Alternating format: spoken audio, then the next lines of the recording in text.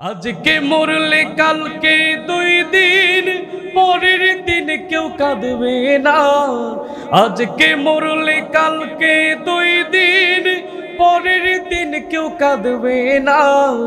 যাদের জন্যে করলা কামাই, মরলে তারা চিনবে না।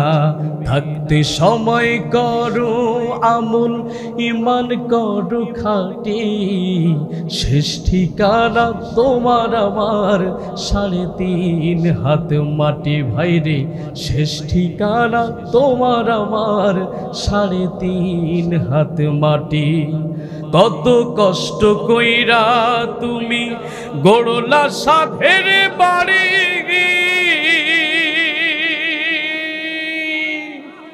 সেই বাড়িতে ঠাই হবে না, যাইতে হবে ছাড়ি।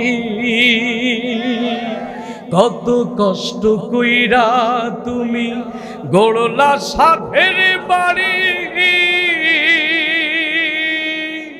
সেই বাড়িতে ঠাই হবে না, যাইতে হবে ছাড়ি। মোহ মায়ার টানে তুমি রবের বিধান ভুইল না। মোহ মায়ার টানে তুমি রবের বিধান ভুইল না। পাপ পুণ্যের হিসাব একদিন নিবেন মালিক রব্বানা। থাকতে সময় করো আমল, ইমান করো খাঁটি, শেষ ঠিকানা তোমার আমার 3.5 হাত মাটি। ভাইরে শেষ ঠিকানা তোমার আমার 3.5 হাত মাটি। আধার ঘরে রবে পড়ে সাইরা তুমি কেউ রবে না সঙ্গে তোমার, থাকবেন সেই দিন রব। ঠিক কিনা বলেন? আধারে ঘরে রবে পড়ে সাইরা তুমি সব, কেউ রবে না সঙ্গে তোমার, থাকবেন সেই দিন রব। মিছে মায়ার এই দুনিয়া অনেকের ঠিকানা, মিছে মায়ার এই দুনিয়া অনেকের ঠিকানা। ধনী গরিব নেই ভেদাভেদ, মাটি হবে বিছানা। থাকতে সময় করো আমল, ইমান করো খাঁটি, থাকতে সময় করো আমল, ইমান করো খাঁটি, শেষ ঠিকানা তোমার আমার 3.5 হাত মাটি। ঐতিহ্যবাহী বড়িহাটি উত্তরপাড়া যুব সমাজের উদ্যোগে প্রথম বার্ষিক তাফসীরুল কোরআন মাহফিল 4 এপ্রিল 2025। আজকের এই মহতী অনুষ্ঠানের সম্মানিত সুযোগ্য সভাপতি আপনার আমার কলিজার টুকরা আলহাজ জহুর আলী সরদার।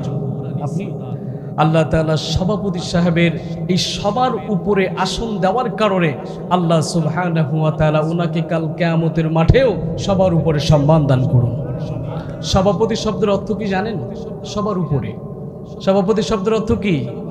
সবার উপরে। আল্লাহ পাক যেমন তাকে কোরআনের ময়দানে সভাপতি হিসাবে অর্থাৎ সবার উপরে সম্মান দিয়েছেন, আল্লাহ পাক যেন আমাদের ভালোবাসায়, আমাদের দোয়ায় আল্লাহ পাক যেন ওনাকে সবার উপরে সম্মান দান করুক, আমরা বলি আমিন। সম্মানিত হাজিরিন, আজকের মাহফিলের বরণ্য অতিথি যারা আছেন, কিছুক্ষণ আগে যিনি কথা বলেছেন, আজকের মাহফিলে আপনাদের সামনে কিছুক্ষণ আগে অর্থাৎ যিনি আপনাদের সামনে কোরআন এবং হাদিস থেকে কথা বলে গেছেন, অর্থাৎ মান ক্বালা বিহি সাদাকা, যারা কোরআন থেকে কথা বলে তারা সত্য কথা বলে। সুবহানাল্লাহ পড়েন। সম্মানিত হাজিরিন, যিনি আপনাদের সামনে এতক্ষণ যাবত আপনাদের মনের মাধুরী মিশিয়ে কথা বলে গেছেন, আপনাদের এলাকার কৃতি সন্তান শরদীয় বড় ভাই, বিশিষ্ট ইসলামী চিন্তাবিদ ও সারা বাংলার আরও সৃষ্টিকারী বক্তা মুফতি আসাদুল্লাহ আল গালিব যশোরী। আল্লাহ তাআলা ভাইয়ের জানে এবং মালে তার কণ্ঠে আল্লাহ সুবহানাহু ওয়া তাআলা বারাকাত দান করুক, আমরা বলি আমিন।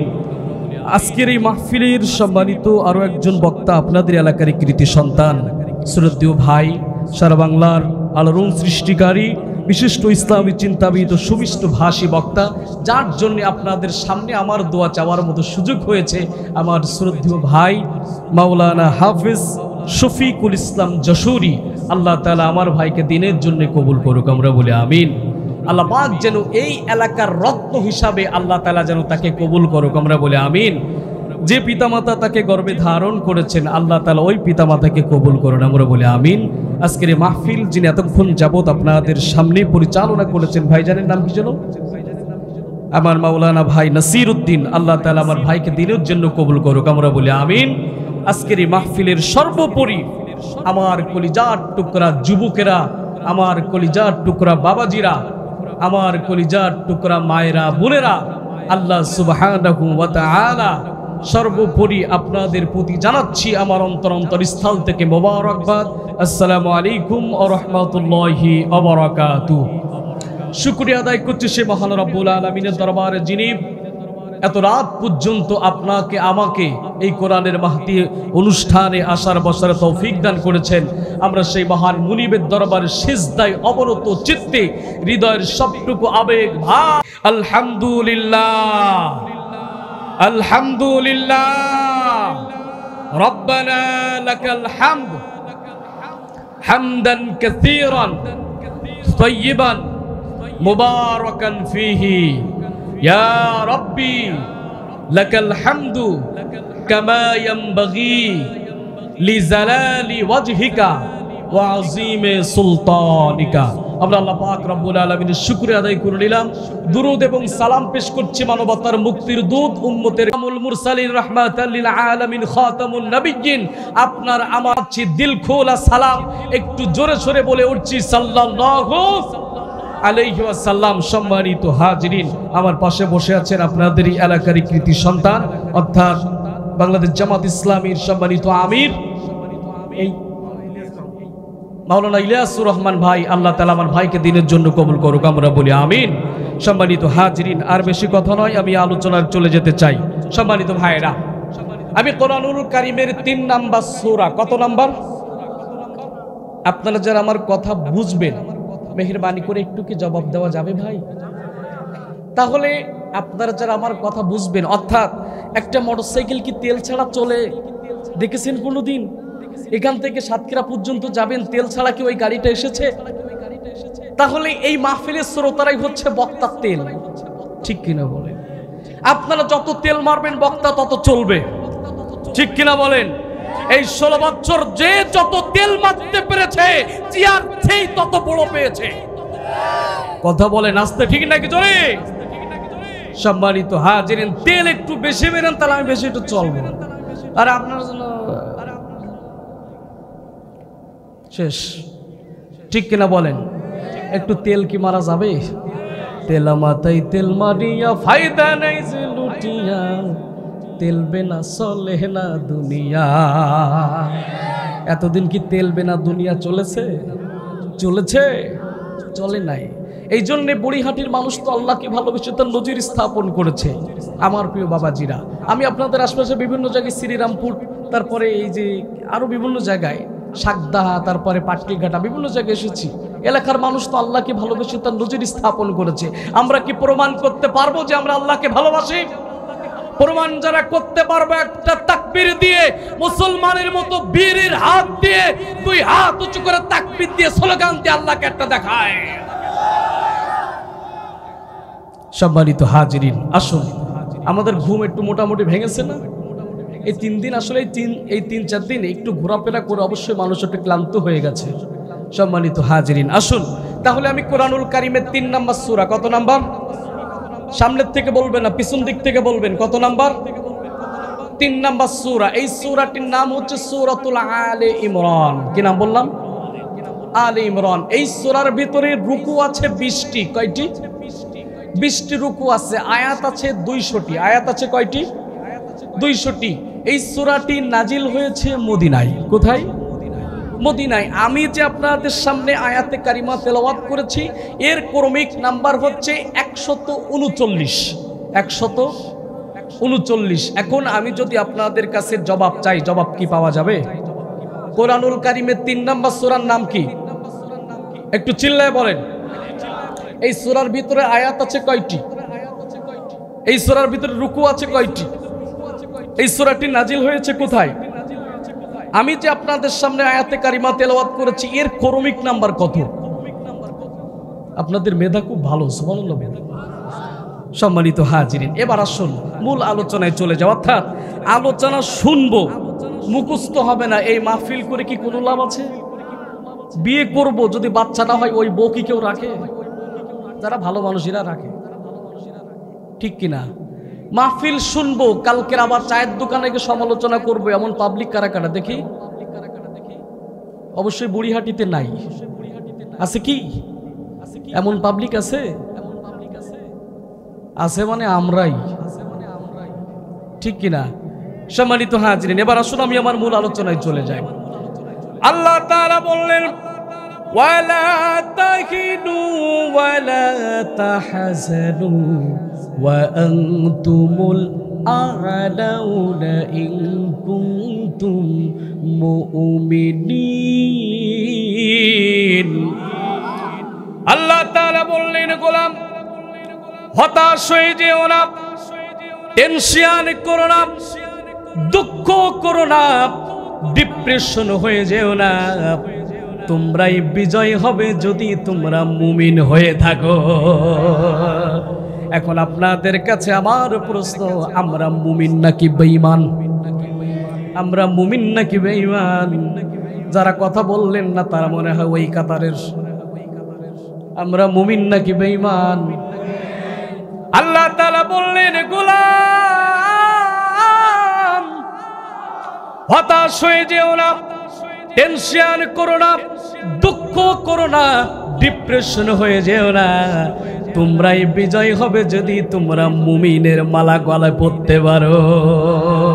আল্লাহ তাআলা বললেন তোমরাই বিজয় হবে।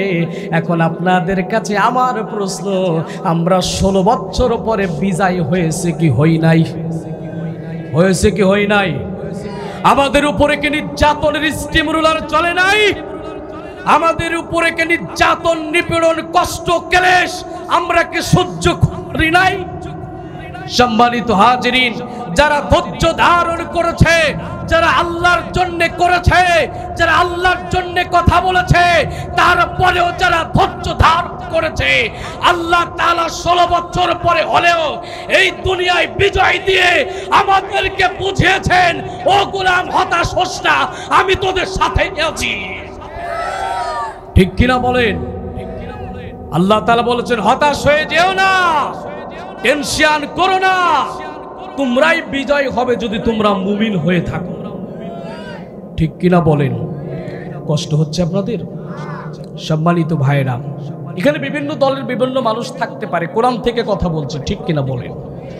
সম্মানিত হাজিরিন, কারণ নাম ধাম বলার দরকার নাই, বুঝে নেবেন ইনশাআল্লাহ। কারণ আল্লাহ তাআলা মানুষদেরকে একটা মেধা দিয়েছেন, সেটা হচ্ছে হিকমা।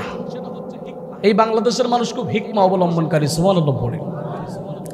আল্লাহ তাআলা বললেন, গোলাম হতাশ হয়ে যেও না, টেনশন করো না, দুঃখ করো না, তোমরাই বিজয় হবে যদি তোমরা মুমিনের মালা গলে পরতে পারো।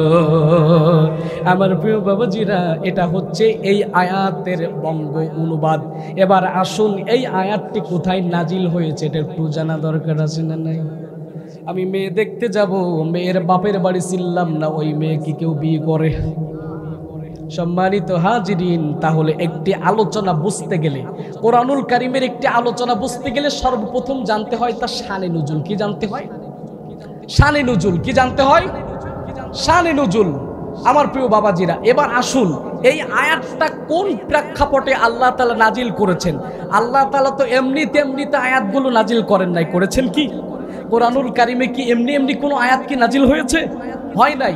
আল্লাহ তাআলা এই আয়াতটা কেন নাজিল করলেন, এবার আসুন আমরা সেটা একটু জেনে নেই। আমার প্রিয় ভাইরা, এই আয়াতটি নাজিল হয়েছে উহুদ যুদ্ধের সময়। কোন সময়? একটু চিল্লায়ে বলেন।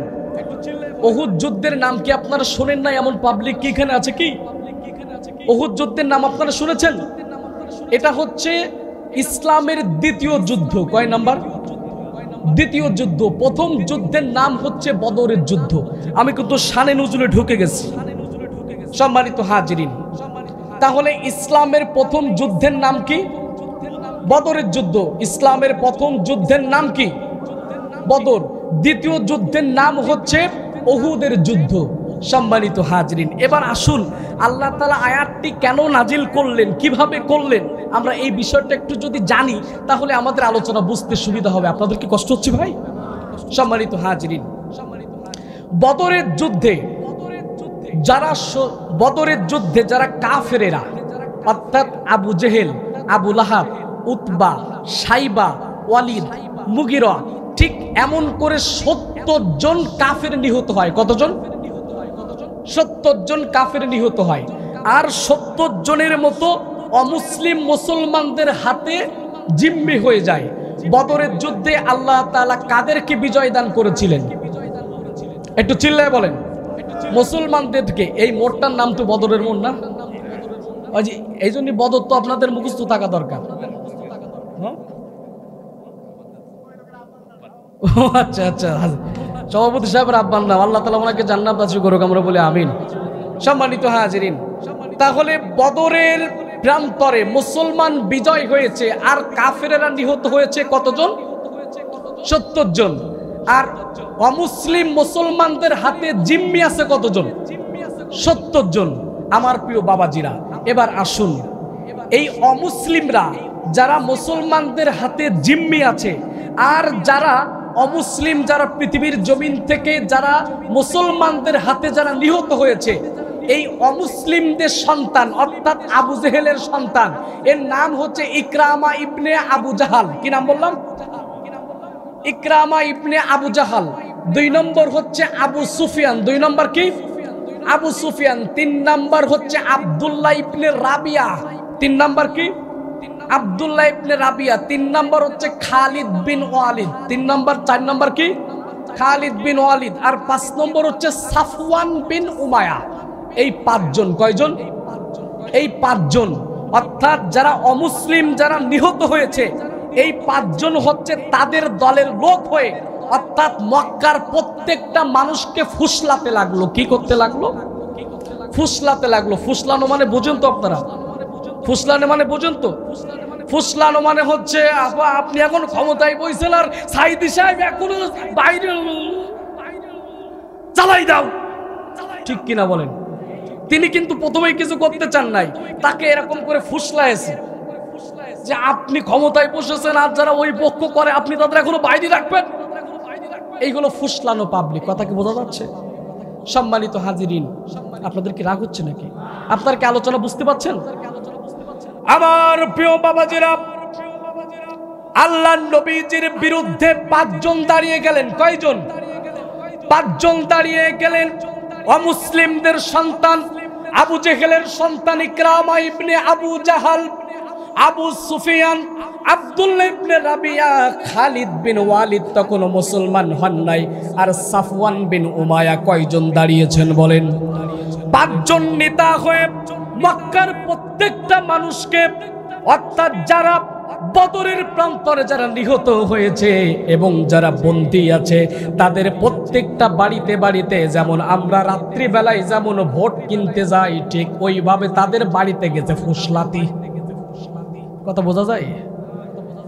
ঠিক ওইভাবে 5 জন বড় বড় নেতা জনসাধারণের বাড়িতে গিয়েছে, তাদেরকে ফুসলাতে গিয়েছে। আহারে, তোর বাপ ওই বদরের প্রান্তরে নিহত হয়েছে, আজ এখনো পর্যন্ত তুই বাড়িতে বসে খাচ্ছিস, তোর ভাত খাবার থেকে মরি যাওয়া ভালো, ঠিক কিনা বলেন? তোর ওই সংসার করার থেকে মরি যাওয়া আরো ভালো। মুহাম্মদ এখনো দিব্য ঘুরে বেড়াচ্ছে, মুহাম্মদ এখনো গায়ে বাতাস লাগিয়ে ঘুরে বেড়াচ্ছে, আর তুমি বাড়িতে বসে বসে তুমি তামাক খাও।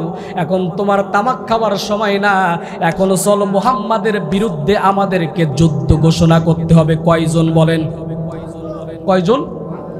5 জন। ঠিক এমন বড় বড় কাফের সাফওয়ান বিন উমায়া, আবু সুফিয়ান, ইকরামা ইবনে আবু জাহাল, আব্দুল্লাহ ইবনে রাবিয়া এবং খালিদ বিন ওয়ালিদ, এই পাঁচজন প্রত্যেকটা মক্কার বাড়িতে বাড়িতে যারা নিহত হয়েছে এবং যারা বন্দী আছে তাদের বাড়িতে বাড়িতে যে তাদেরকে কুবুদ্ধি দিতে লাগলো। অর্থাৎ এই কুবুদ্ধিটাকে মুহাম্মদকে এই জমিনে আর বাঁচানো যাবে না, নাউজুবিল্লাহ পড়েন। তাদের একটা মাত্র চিন্তা চেতনা, মুহাম্মদকে তো কোনো মতেই কিছু করা যাচ্ছে না, মুহাম্মদকে হত্যা করতে পারলেই সবকিছু আবার আমাদের, নাউজুবিল্লাহ। আমার প্রিয় বাবাজিরা, এমন করে বদরের যুদ্ধের 1 বছর পরে উহুদের যুদ্ধ সংগঠিত হয়। কত বছর পরে বলেন? কত বছর? 1 বছর।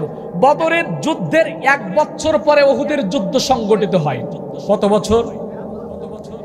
3য় হিজরি। একটু মনে রাখেন, 3য় হিজরি। আমি কিন্তু আবার প্রশ্ন করব আপনাদের কাছে, 3য় হিজরি কত হিজরি? 3য় হিজরি 7 শাওয়াল 23 মার্চ 625 খ্রিস্টাব্দে উহুদের যুদ্ধ সংগঠিত হয়। তাহলে কত হিজরি? একটু চিল্লায় বলেন। 3য় হিজরি 7 শাওয়াল। আমরা যে মাসটি অতিক্রম করছি আরবি মাস, এই মাসটির নাম কি জানেন? শাওয়াল মাস। সম্মানিত ভাইরা, এই আজকের হচ্ছে শাওয়াল মাসের 5 তারিখ, আর উহুদের যুদ্ধ সংগঠিত হয়েছে 7 শাওয়াল। কত শাওয়াল? 7 শাওয়াল 23 মার্চ 625 খ্রিস্টাব্দে। আর বদরের যুদ্ধ সংগঠিত হয়েছিল 624 খ্রিস্টাব্দে। বুঝতে পারছেন? সম্মানিত হাজিরিন, এই দিনটা ছিল হচ্ছে শনিবার। দিনটা ছিল কি? আজকে শুক্রবার, কালকের কুইনবার, শনিবার। আপনারা যদি একটু মনোযোগ সহকারে শোনেন তাহলে মনে করবেন যে আমরা লাইভ দেখতেছি উহুদের যুদ্ধ। আমার প্রিয় বাবাজিরা, তাহলে এখন আপনাদের কাছে আমার প্রশ্ন, উহুদের যুদ্ধ কখন সংগঠিত হয়? বদরের যুদ্ধের কতদিন পরে? 1 বছর পরে 625 খ্রিস্টাব্দে দিনটি ছিল হচ্ছে শনিবার। এই 1 বছর ধরে ধরে এই 5 জন কাফের মুহাম্মাদের বিরুদ্ধে 3000 সৈন্য তৈরি করেছে। কয় হাজার? এই ফুসলায়া ফাসলায়া মানুষদেরকে কুমন্ত্রণা দিয়ে, মানুষদেরকে ভুলভাল বুঝিয়ে মুহাম্মাদের বিরুদ্ধে কাফেররা কতজন সহস্র লোক, 3000 সহস্র সৈন্য তারা একত্রিত করে ফেলল। একত্রিত করার পরে এই 3000-এর ভিতরে তাদের উট আছে 300টি। কয়টি? 300টি উট আছে। অর্থাৎ যুদ্ধে যাওয়ার জন্য তো হেঁটে যাওয়া যায় না, উট আছে 300। কয়শো? 300 উট আছে। এই 300 উট আর 400 আছে ঘোড়া। 400 আছে কি? আর তীরন্দাজ আছে 100 জন, অর্থাৎ যাদের তীর নিশানা কখনো মিস হয় না, এরা আছে কতরা? 100 জন। কোন বর্ণনা এসেছে 200 জনের মতো তাদের তীরন্দাজ ছিল। আমার প্রিয় বাবাজিরা, আর তাদের মনোরঞ্জন করার জন্য আমরা যখন দেখেছি যারা টেন্ডার বাজিতে জিতে যায়, যারা বিনা ভোটে জিতে যায়, তাদের মনোরঞ্জন করার জন্য মাল আর নারী আছে না নাই? আছে না নাই? এতদিন ছিল কি ছিল না? মনোরঞ্জন করার জন্য মনোরঞ্জন। ঠিক তেমনি করে উহুদের যুদ্ধে যেন কাফেরেরা মারামারি করতে যে তাদের জন্য খারাপ না লাগে, এমন করে তাদের মনোরঞ্জন করার জন্য নারী রেখেছে 15 জন। কয়জন? এর ভিতরে আবু সুফিয়ানের স্ত্রীও একটা। আমার প্রিয় বাবাজিরা, এই ঠিক কয় হাজার সৈন্য তৈরি করেছেন বলেন? 3000 সৈন্য তৈরি করেছে। 3000 সৈন্য তৈরি করার পরে এবার কাফেরেরা আবু সুফিয়ানকে বলতেছেন, গো সুফিয়ান, তুমি যে আমাদেরকে মুহাম্মাদের বিরুদ্ধে যুদ্ধের জন্য বের করলে, এই যুদ্ধ করতে তো অনেক টাকা পয়সার প্রয়োজন, এই টাকা পয়সা কোথা থেকে আসবে? আবু সুফিয়ান বলল, আমার যে বাণিজ্যিক যে কাফেলাটা আছে, এই কাফেলার ভিতরে প্রায় 400 কোটি টাকার মাল আছে। কত কোটি? কত কোটি? 400 কোটি টাকার মতো মাল আছে। অর্থাৎ এই মালগুলো সব হচ্ছে তোমাদের মাল। অর্থাৎ যে কাফেলাকে কেন্দ্র করে বদরের যুদ্ধ সংগঠিত হয়েছিল। আমার প্রিয় বাবাজিরা, তখন আবু সুফিয়ান বলল, আজকে তোমাদের কাছে একটি জিনিস চাই, তোমরা এখন ওই মাল চাও নাকি মুহাম্মাদের কল্লা চাও? নাউজুবিল্লাহ বলেন। সবাই চিন্তা ভাবনা করতে লাগলো, ওগো আবু সুফিয়ান কিছুই চাই না, মাল চাই না, ধন চাই না, যারা আমার আব্বাকে হত্যা করেছে মুহাম্মাদের কল্লা আগে চাই। নাউজুবিল্লাহ বলেন। তখন সাথে সাথে আবু সুফিয়ান বলল, তাহলে ওই মাল সবগুলা যুদ্ধের জন্য তোমাদেরকে ব্যয় করে দিতে হবে। নাউজুবিল্লাহ পড়েন। আমার প্রিয় বাবাজিরা, তাহলে 400 কোটি টাকার মাল নিয়ে, কত কোটি? 400 কোটি টাকার মাল নিয়ে তারা একটা যুদ্ধের প্রস্তুত হয়ে গেল। যুদ্ধের প্রস্তুত যখন হয়ে গেল, এই খবর আল্লাহ নবীজির চাচা আব্বাস ইবনে আব্দুল মুত্তালিব, কি নাম বললাম? আব্বাস ইবনে আব্দুল মুত্তালিব তখন মক্কায় উপস্থিত। সাথে সাথে আল্লাহ নবীজির কাছে একটি পত্র লিখে পাঠালেন 460 কিলোমিটার দূরে। কত? 460 কিলোমিটার দূরে একটি পত্র লিখে পাঠালো একজন বিশ্বস্ত একজন পত্রবাহককে দিয়ে। তিনি আল্লাহ নবীজির কাছে একটি পত্র লিখলেন, ওগো মুহাম্মদ, এই মক্কার ভিতরে কাফেররা তোমার জন্য 3000 সৈন্য তৈরি করেছে। কয় হাজার? 3000 সৈন্য তৈরি করেছে তোমাকে মারার জন্য। এরপরে তারা 300 উট রেখেছে, 100 অথবা 200 তীরন্দাজ রেখেছে, 400 ঘোড়া রেখেছে, আবার তাদের মনোরঞ্জনের জন্য 15টা নারী রেখেছে, আর তাদের মাল সামানের কোনো অভাব নাই। ওগো মুহাম্মদ, তারা তোমার বিরুদ্ধে যুদ্ধ করতে চায়, তুমি একটু সাবধানে থাকবে। চিঠিটা আল্লাহ নবীজির কাছে লিখলেন কে? আব্বাস ইবনে আব্দুল মুত্তালিব। আব্বাস ইবনে আব্দুল, অর্থাৎ আল্লাহ নবীজির চাচা, খুব সুন্দর করে তার কাছে একটি চিঠি লিখে দিল যে মুহাম্মদ, এই কাফেররা তোমার বিরুদ্ধে একটি যুদ্ধের জন্য পায়তারা শুরু করেছে, তুমি একটু ভালোভাবে থাকবে, তা না হলে তারা তোমাকে ধ্বংস করে ফেলবে। নাউজুবিল্লাহ পড়েন। আল্লাহ নবীজির চাচা আবু তালিব খুব সুন্দর করে একটি চিঠি লিখে তার কাছে পাঠিয়ে দিলেন। দেওয়ার পরে ওগো আমার বাবাজিরা, আল্লাহ নবীজির কাছে ওই চিঠিটা যখন পৌঁছে গেল, একজন পত্রবাহক 3 দিনের ভেতরে 460 কিলোমিটার দূরে পৌঁছেছে। কয় কিলোমিটার? 460 কিলোমিটার, অর্থাৎ মক্কা থেকে মদিনা পর্যন্ত পৌঁছে গেছে। সুবহানাল্লাহ। মাত্র 3 দিনের ব্যবধানে। 3 দিন পরে আমার নবীজির কাছে যখন ওই চিঠিটা পৌঁছে দিল, চিঠিটা পৌঁছে দেওয়ার পর আমার নবীজি তখন মসজিদে নববীতে নাই, আমার নবীজি তখন মসজিদে কুবায় বসে আছে। আল্লাহ নবীজির কাছে যখন চিঠিটা যখন পৌঁছে দিল, আল্লাহ নবী উবাই ইবনে কাব রাদিয়াল্লাহু তাআলা আনহুকে বললেন, ওগো উবাই ইবনে কাব, দেখো তো চিঠিটা কে লিখেছে। উবাই ইবনে কাব চিঠিটা খুললেন আর বললেন, ইয়া রাসূলুল্লাহ, এই চিঠিটা আপনার কাছে আপনার চাচা আব্বাস ইবনে আব্দুল মুত্তালিব লিখেছে। আল্লাহ নবীজি বললেন, ওগো উবাই ইবনে কাব, এই চিঠিটার ভিতরে কি লেখা আছে একটু মেহেরবানি করে আমাকে শোনাও। সাথে সাথে বললেন, ওগো আল্লাহর হাবিব, এই চিঠির ভিতরে 5 জন কাফের আপনার বিরুদ্ধে 3000 সৈন্য সহস্র তৈরি করেছে। ওগো আল্লাহর হাবিব, তারা আপনার বিরুদ্ধে একটি যুদ্ধ করতে চায়। এই যুদ্ধটার নাম হচ্ছে উহুদের যুদ্ধ। কিসের যুদ্ধ বলেন? উহুদের যুদ্ধ। আল্লাহ নবীজি বললেন, ওগো উবাই ইবনে কাব, এই মুহূর্তে আমি আর দেরি করতে চাই না, আমি আর দেরি করতে চাই না। তুমি মসজিদে নববীতে যাও। মসজিদে নববীতে যাওয়ার পরে তুমি একটি সাধারণ সভার একটা অ্যারেঞ্জমেন্ট করো। কিসের সভা? সাধারণ সভা।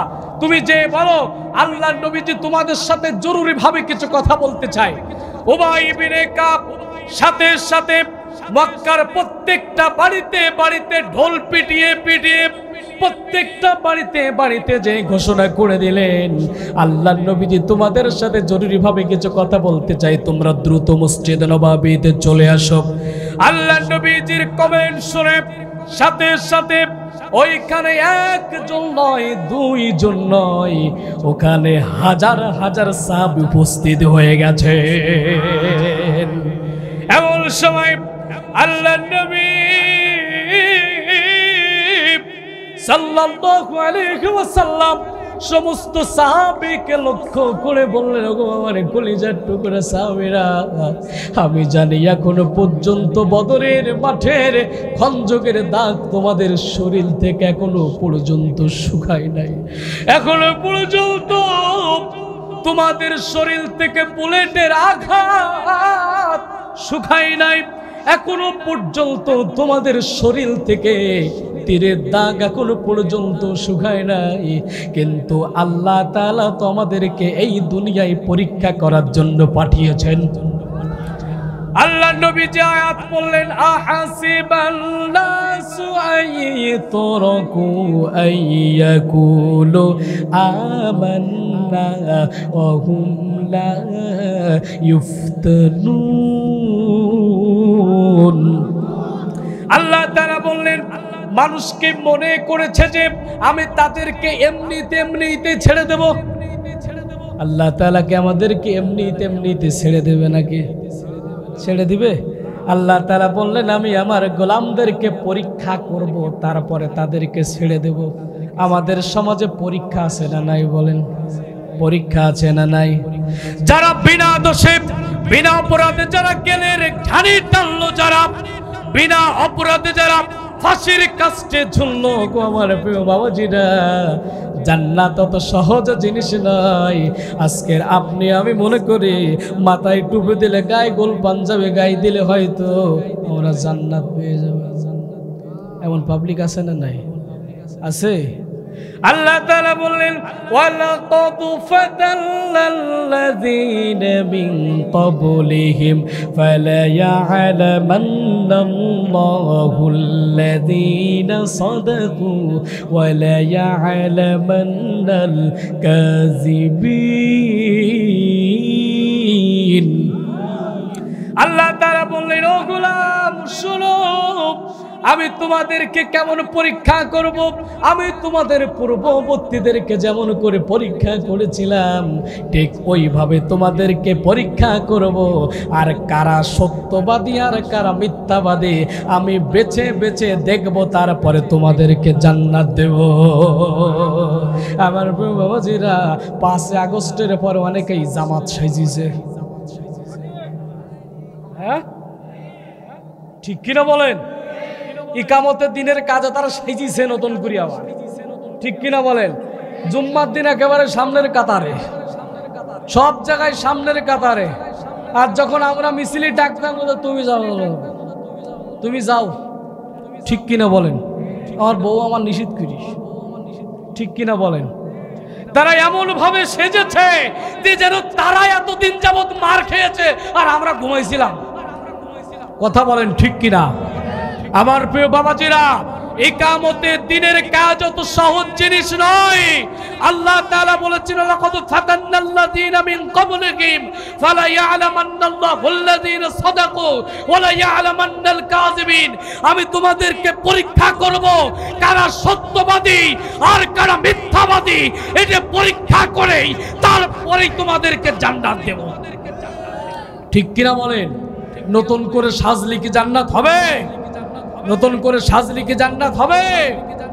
দিনের জন্য, ইসলামের জন্য যুগে যুগে যারা কষ্ট করেছে তাদের উপরে নির্যাতনের স্টোম রিলার চলেছে, ঠিক কিনা বলেন? তাদেরকে পাথরের আঘাত সহ্য করতে হয়েছে, তাদেরকে বল্লভের আঘাত সহ্য করতে হয়েছে, এমনকি তাদের স্থান ঘরে হয় নাই, তাদের স্থান স্ত্রীর কাছে হয় নাই। যারা দিনের কথা বলেছেন তাদের স্থান হয়েছে খালে বিলে ঘেরের বাসায়। কথা বলেন ঠিক কিনা? একটা গরু বেচে নিয়ে আসছে 80,000 টাকা, সাথে সাথে ও বাড়ি আসার আগে আর একজন হাজির। বড়িহাটি হয়নি, আলহামদুলিল্লাহ পড়েন। অবশ্যই বুড়িহাটির লোক অনেক ভালো। আপনারা যেভাবে এই 12টা পর্যন্ত বসে আছেন তাতে আমি বোঝা হয়ে গেছে আপনারা খুব ভালো মানুষ। চলবে?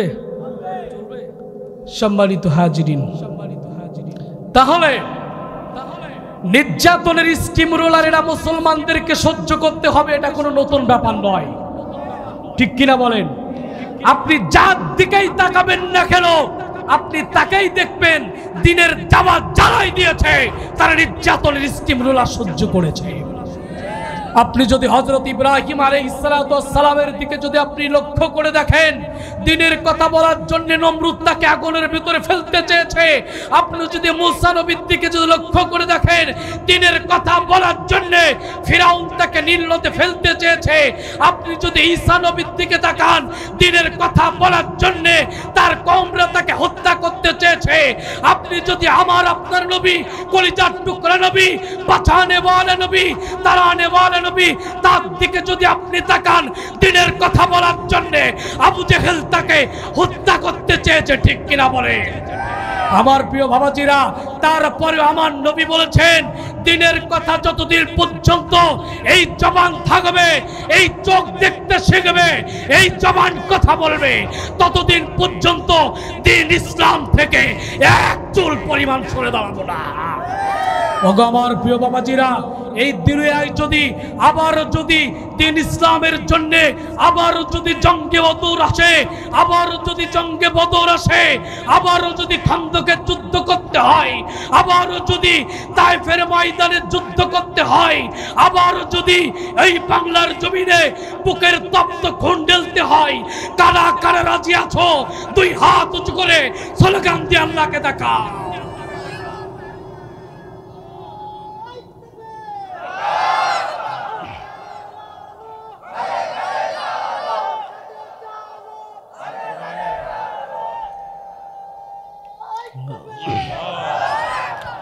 দিনের দাওয়াত যারা দিবে তারা ঠিক এইভাবে কষ্ট সহ্য করতে হবে। ঠিক কিনা বলে?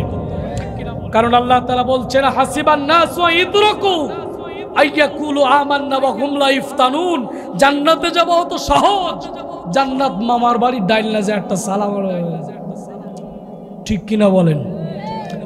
জান্নাত মামুর বাড়ির ডাইল না, জান্নাত মামুর বাড়ির পাঞ্জাবি না যে মামা আমার একটা পাঞ্জাবি দিও। ঠিক কিনা বলেন? জান্নাতে যেতে গেলে পরীক্ষা করে করে আল্লাহ তাআলা খাঁটি সোনা বানিয়ে তারপরে জান্নাত দিবেন। ঠিক কিনা বলেন? এমনি আর 13 বছর কারাগার সহ্য করে নাই, এমনিতে আর বিনা দোষে বিষের আঘাতে মেডিকেল ক্লিন হয় নাই, এমনিতে আর ফাঁসির কাস্টে ঝোলে নাই, এমনিতে আর আমার নবী যিনি সারা বিশ্বের মহামানব, তিনি আর এমনিতেই পাথরের আঘাত সহ্য করেন নাই। আল্লাহর নবীজি বলেছেন, আমি ইচ্ছা করলে, আল্লাহর কাছে চাইলে আল্লাহ তাআলা উহুদ পাহাড়টা আমার জন্য স্বর্ণ বানিয়ে দিতেন। ঠিক কিনা বলেন? তারপরেও কাফেরদের হাতে নির্যাতন সহ্য করেছে। বাবাজিরা আমার, যুবক ভাইরা আমার, হিনার পিছনে ছুটে কোনো লাভ নেই। ঠিক কিনা? তাছা বাড়ি ঘর তো সাজানি কেন, হিনা কোথায় আছে না নেই? যুবকেরা আছে এখানে? ওই খিরে, ওই খিরে মধু। সম্মানিত ভাইরা, ওই মধু রসমালাই করে কোনো লাভ নাই, হিনার পিছনে ছুটে কোনো লাভ নাই। আল্লাহর জন্য হয়ে যাও। ফাজকুরুনি আযকুরকুম ওয়াশকুরুলি ওয়ালা তাকফুরুন। আল্লাহ তাআলা বলেছে, তুই আমার হয়ে যা, আমি তোর হয়ে যাব। ঠিক কিনা বলেন?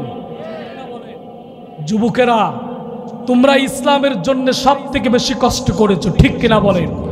যেখানে ইসলামের অধঃপতন সেখানেই যুবকেরা কথা বলো না কেন? ঠিক কিনা? যেখানে ইসলামের অধঃপতন সেখানে আবু সাইদের মতো মুগ্ধর মতো যারা বুক পেতে দিয়েছে, সেখানে আল্লাহ তাআলা বিজয় দিয়েছে। ঠিক কিনা? আমার প্রিয় বাবাজিরা, আল্লাহ তাআলা বললেন, গোলাম, শুধুমাত্র এই দুনিয়ায় খেল তামাশা করে তোমাকে জান্নাতে হবে না, তোমাকে তোমার পূর্বপুরুষদের মতো করে তোমাকে পরীক্ষা দিতে হবে, আগুনের ভিতরে জ্বলতে হবে, তোমার নখগুলোকে তুলে নেওয়া হবে, তোমার চুলগুলোকে উকড়ে ফেলে দেওয়া হবে, তোমার দাঁতগুলোকে পিলাস দিয়ে ভেঙে ফেলে দেওয়া হবে, তোমার পূর্ববর্তীদেরকে যারাই দিনের দাওয়াত দিয়েছে, যারা হকের কথা বলেছে ঠিক তাদের উপরেই এমনভাবে তাদেরকে শুধুমাত্র তাই নয়, তাদেরকে এই দুনিয়ার জমিনে জীবন্ত পুঁতে ফেলা হয়েছে। আল্লাহু আকবার। আমরা আমাদের কি জীবন্ত কেউ পুঁতে ফেলেছে কোনোদিন? আল্লাহর নবীজি বলেছেন, শেষ জামানায় যদি তোমরা ঈমানদার দেখতে চাও তাহলে পৃথিবীতে কোনো জায়গায় তাকাতে হবে না, ফিলিস্তিনের দিকে তাকাও। ছোট্ট একটা বাচ্চার দিকে, আপনার বাচ্চাকে আপনি ওখানে রেখে দেখেন তো, ছোট্ট একটা বাচ্চা মাকে বলতেছে, মা ঈদের চাঁদকে আমাদের ফিলিস্তিনি কোনোদিন উঠবে না। আল্লাহু আকবার বলেন। আপনি আমি ঈদের দিন রাতে মিন্দি দেওয়ার জন্য ব্যস্ত, আর তারা তাদের নিজের জীবনকে বাঁচানোর জন্য ব্যস্ত। পরীক্ষা কাকে বলে? পরীক্ষা কাকে বলে? আল্লাহর নবীজি বলেছেন, ঈদের আগের দিন তোমরা কোমর বেঁধে ইবাদত করো, আর মহিলারা কোমর বেঁধে বাজারে যায়। ঠিক কিনা বলেন? স্বামীর বাড়ি রেখে দেখো, তুমি ওর একটু দিকো, আমি একটু ঘুরিয়ে আসি। ঠিক কিনা বলেন? মারা শুনতেছে?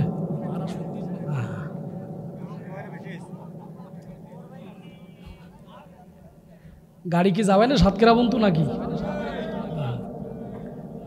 সম্মানিত হাজিরিন, তাহলে আমি কোন কথা বলতেছিলাম? আপনাদের খেয়াল আছে তো? কাফেরেরা কত হাজার? কাফেরেরা কত হাজার? আল্লাহর নবীজির কাছে চিঠি পাঠিয়েছেন কে? মাশাআল্লাহ, আপনাদের ব্রেন খুব ভালো, সুবহানাল্লাহ বলেন। আমার প্রিয় বাবাজিরা, আল্লাহর নবী সাল্লাল্লাহু আলাইহি ওয়াসাল্লামের চাচা যখন এই চিঠি যখন পাঠিয়েছে, আমার নবীজি উবাই ইবনে কাবকে বললেন একটি জরুরি মিটিং এর ব্যবস্থা করো। আল্লাহর নবী সাল্লাল্লাহু আলাইহি ওয়াসাল্লাম যখন জরুরি মিটিং এর যখন ব্যবস্থা করলেন, আল্লাহর নবীজি সকল সাহাবীদেরকে বললেন, ওগো আমার সাহাবী, আমি তোমাদের সাথে একটু কথা বলতে চাই। আল্লাহর নবীদের সাহাবীরা বললেন, ইয়া রাসূলুল্লাহ, আপনার কথা শোনার জন্য তোমাদের কলিজা উজাড় করে দিয়েছি, ইয়া রাসূলুল্লাহ, একটু বলেন। আল্লাহর নবীজি বললেন, সাহাবীরা, আমি খবর পেয়েছি আমাদের সাথে যুদ্ধ করার জন্য কাফেররা আবার 3000 সৈন্য সহস্র তৈরি করেছে। কত হাজার? আমার প্রিয় বাবাজিরা, আল্লাহর নবীজি বললেন, ওগো আমার সাহাবীরা, একটু মনোযোগ সহকারে শুনো। তারা আমাকে মারার জন্য, তোমাদেরকে ক্ষতবিক্ষত করার জন্য কত হাজার? 3000 সৈন্য তৈরি করেছে। কিন্তু আমি গত রাত্রে একটি স্বপ্ন দেখেছি, এই স্বপ্নটা তোমাদের সাথে আগে শেয়ার করব, তারপরে তোমরা কারা কারা যুদ্ধের ময়দানে যাবে আমি তাদেরকে দেখতে চাই। আল্লাহর নবীজি বললেন, আমি গত রাতে 3 ক্যাটাগরিতে একটা স্বপ্ন দেখেছি। কয় ক্যাটাগরি? আমি 3 ক্যাটাগরিতে একটা স্বপ্ন দেখেছি। আল্লাহর নবীজি বললেন, আমি প্রথম যে স্বপ্নটা দেখলাম, আমি দেখলাম আমি একটা গাভী জবাই করছি। কি জবাই করছি? আমি একটি গাভী জবাই করছি। 2 নাম্বার হচ্ছে, গাভীটি জবাই করতে যে আমি দেখলাম আমার শরীর আঘাত থেকে একটু ভেঙে গিয়েছে। আর 3 নাম্বার হচ্ছে, আমি 3 ক্যাটাগরিতে যে স্বপ্ন দেখেছি, লাস্টের ক্যাটাগরি হচ্ছে, আমি খুব সুন্দর একটি নিরাপদ ফর্মের ভিতরে আমার ডান হাতটাকে আমি ঢুকিয়ে দিয়েছি। আল্লাহর নবীজি যখন এই স্বপ্নের কথাগুলো বললেন, সাথে সাথে আল্লাহর নবী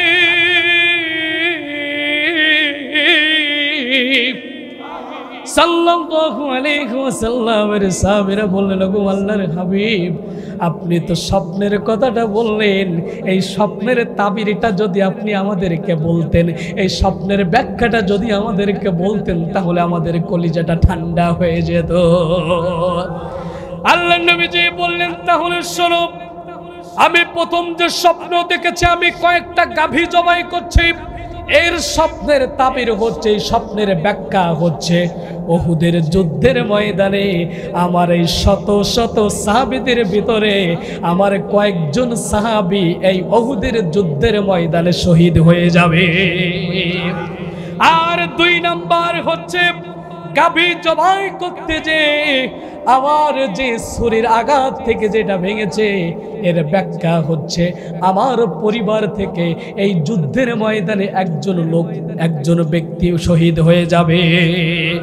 আর 3 নাম্বার হচ্ছে আমি যে খুব একটা সুন্দর ফর্মের ভিতরে আমার হাতটাকে আমি ঢুকিয়ে দিয়েছি, এই হাতটা হচ্ছে এই মদিনা শহর।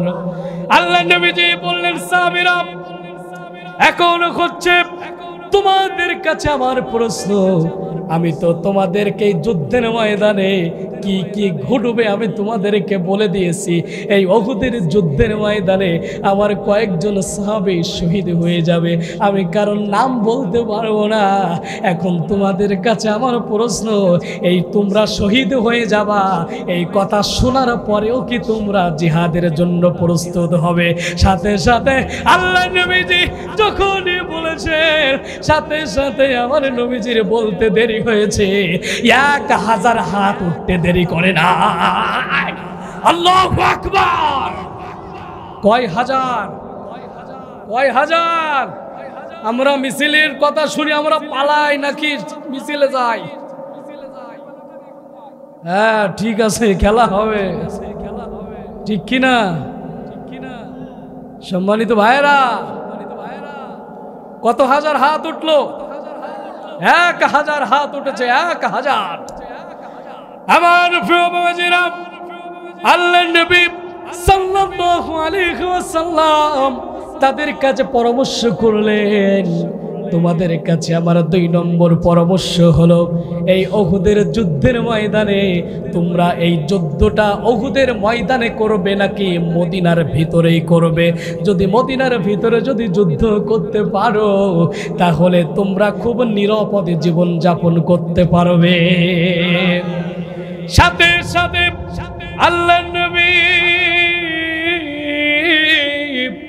সাল্লাল্লাহু আলাইহি ওয়াসাল্লাম যখন বললেন তোমরা যুদ্ধটা মদিনার শহরে করবে নাকি উহুদের ময়দানে করবে, এমন সময় আল্লাহর নবীজি যখন এই প্রস্তাব দিয়েছেন, সাহাবীরা বললেন, ইয়া রাসূলুল্লাহ, আমরা যারা বদরের ময়দানে আমাদের জীবনটাকে আমরা যারা দিতে পারি নাই, আমরা যারা বদরের ময়দানে শহীদ হতে পারি না, ইয়া রাসূলুল্লাহ, আমরা উহুদের যুদ্ধের ময়দানে যাব, আমাদের নিজেদের জীবনটা আমরা হচ্ছে উহুদের যুদ্ধের ময়দানে যে শহীদ হয়ে যাব। সুবহানাল্লাহ ওয়া বিহামদিহি। আমার নবীজি বললেন, সাথে সাথে এই কথাটা যখন অনেক সাহাবীরা বলেছেন, এর ভিতরে থেকে একজনের মত ঘুরে গেছে। কয়জনের? একজনের মত ঘুরে গেছে। ইনি হচ্ছে রাইসুল মুনাফিকিন, নাম হচ্ছে আব্দুল্লাহ ইবনে উবাই। শুনিছেন নাম কোনোদিন? হ্যাঁ, ওই কিসিমের মানুষ আমাদের সমাজে তো নাই। আছে? সত্যি আছে? একেবারেই মানে আব্দুল্লাহ ইবনে উবাই বলতেছে, হুজুর আমার মনে হয় কি যে মদিনা শহরের ভিতরে যুদ্ধ করলে ভালো হয়। তার মানে ওর চিন্তা চেতনা যে যখন যুদ্ধ শুরু হয়ে যাবে ও হচ্ছে বাড়িকে ঘুমাবে। যারা মুনাফিক এরা সবসময় জন্য আগে চালাইতে পিছন দিক থেকে কাটি পড়ে, ঠিক কিনা বলেন? তার চিন্তা চেতনা হুজুর মদিনা শহরের ভিতরে থাকলেই সব থেকে বেশি ভালো হয়। যেহেতু আপনি বলেছেন খুব সুন্দর একটা ফর্মের ভিতরে হাত দিয়েছেন, অর্থাৎ এই মদিনার ভিতরেই যুদ্ধ হোক। আল্লাহর নবীজির সাহাবীরা আব্দুল্লাহ ইবনে উবাইয়ের কথাকে নিলেন না।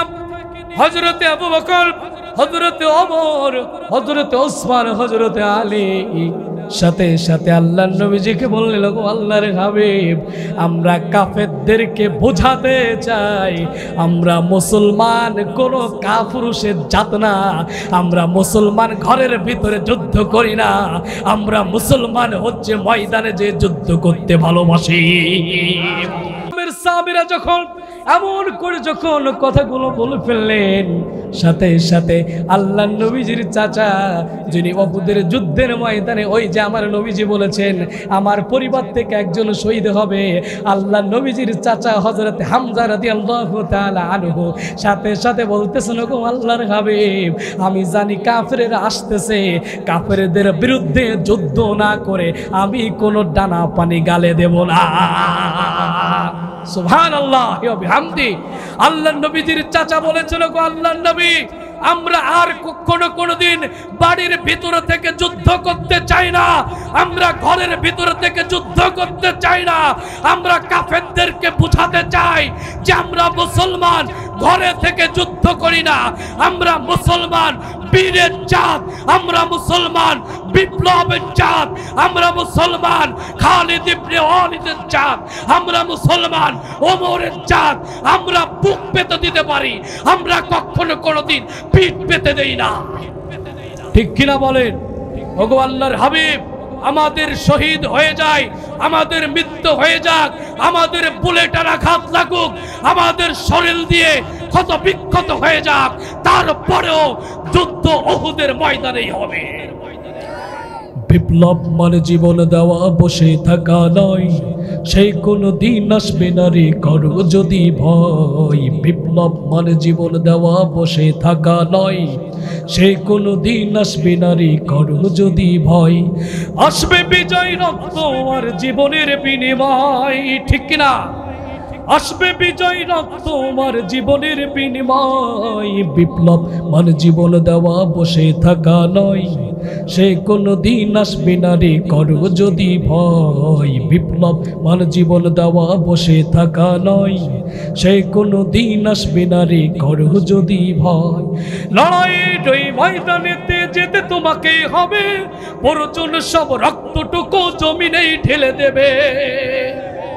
লড়াইয়ের ওই ময়দানেতে যেতে তোমাকেই হবে, প্রয়োজন সব রক্তটুকু জমিনেই ঢেলে দেবে। তাদের করতে নাস্তা নাবুদ পেলে হবে না ভয়, ঠিক কিনা?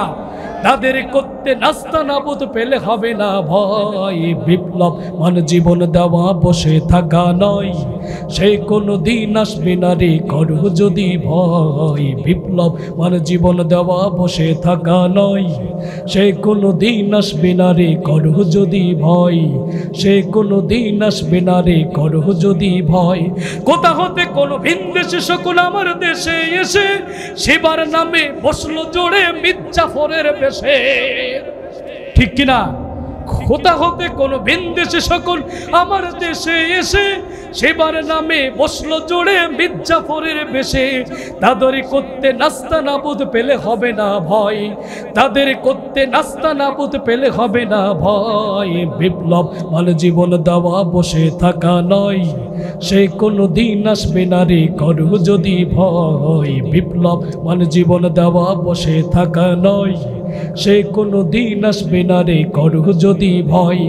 আসবে বিজয় রক্ত আর জীবনের বিনিময়, আসবে বিজয় রক্ত আর জীবনের বিনিময়। বিপ্লব মানে জীবন দেওয়া, বসে থাকা নয়, সে কোনো দিন আসবে না রে করো যদি ভয়। বিপ্লব মানে জীবন দেওয়া, বসে থাকা নয়, সে কোনো দিন আসবে না রে করো যদি ভয়। আপনাদের কি কষ্ট হচ্ছে ভাই? আলোচনা কি শেষ করে দেব?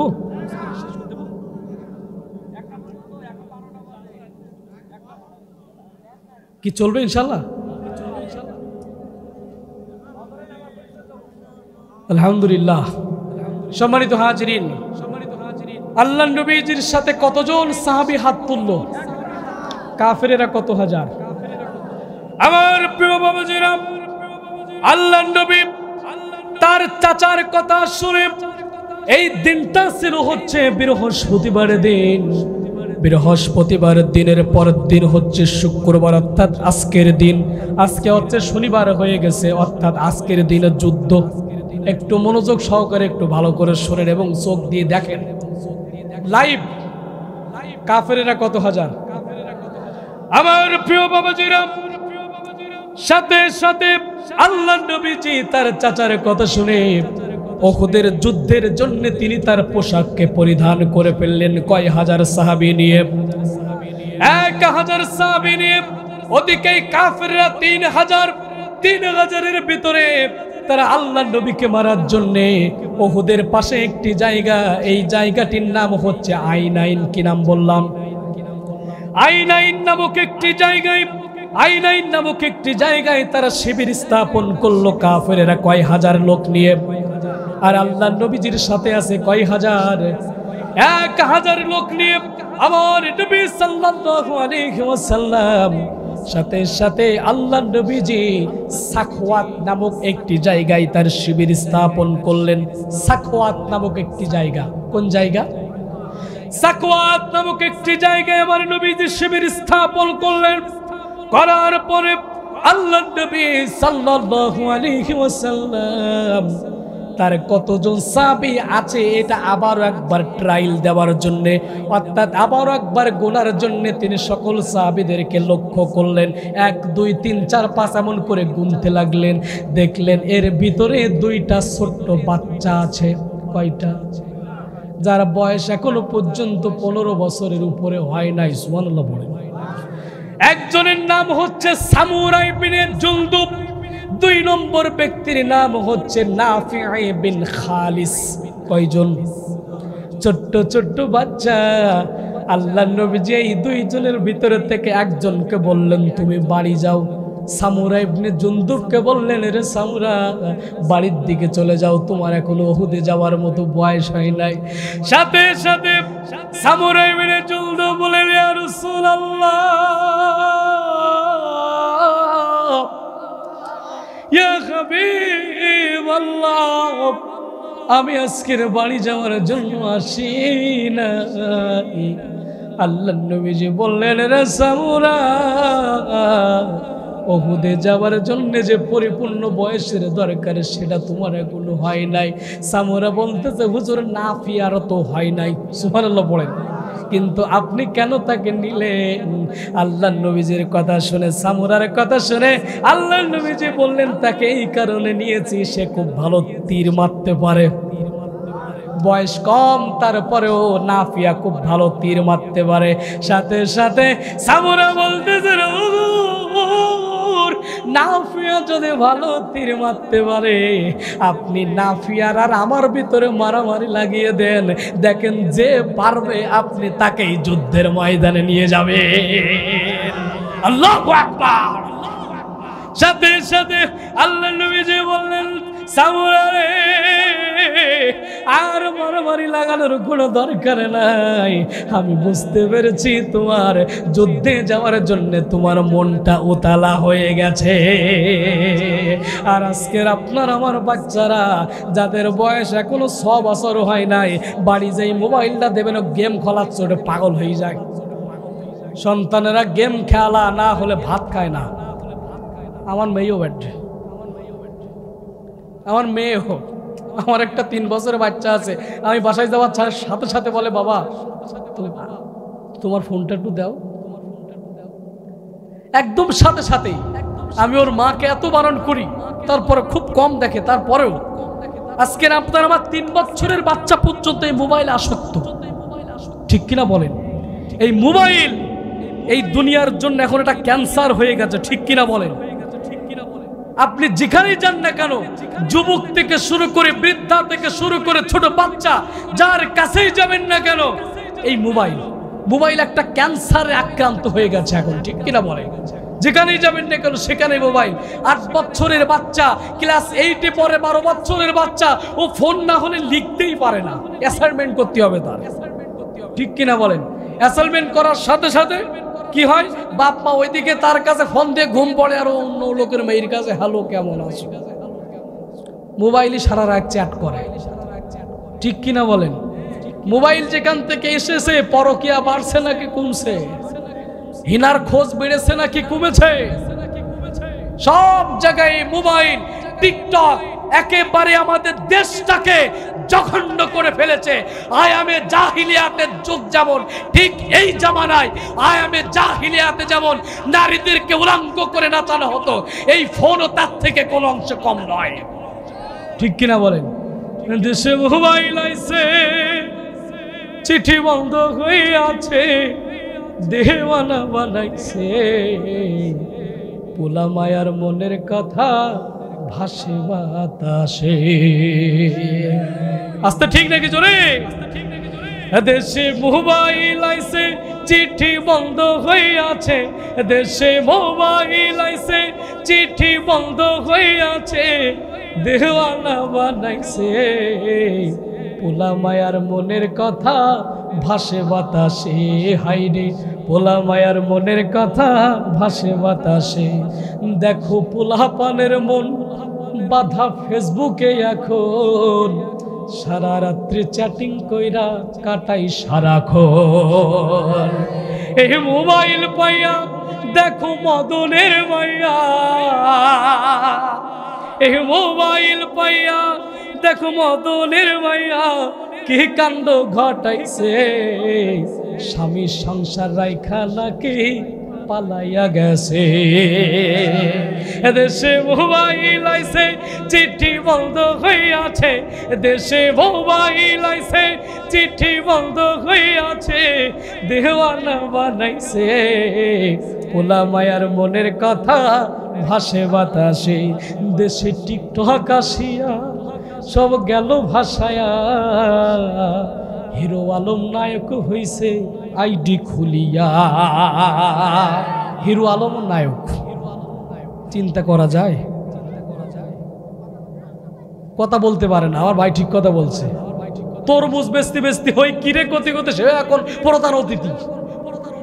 কিসের কল্যাণে, কিসের ফজিলাতে? দেশে টিকটক আসিয়া সব গেল ভাসায়া, হিরো আলম নায়ক হইছে আইডি খুলিয়া।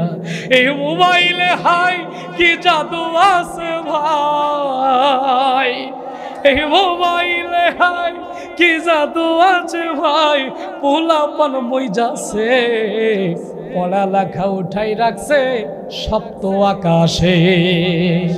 দেশে মোবাইল আইছে, চিঠি বন্ধ হয়ে আছে, দেশে মোবাইল আইছে, চিঠি বন্ধ হয়ে আছে, দেওয়ানা বানাইছে, পোলা মায়ার মনের কথা কোথায় ভাসে বাতাসে।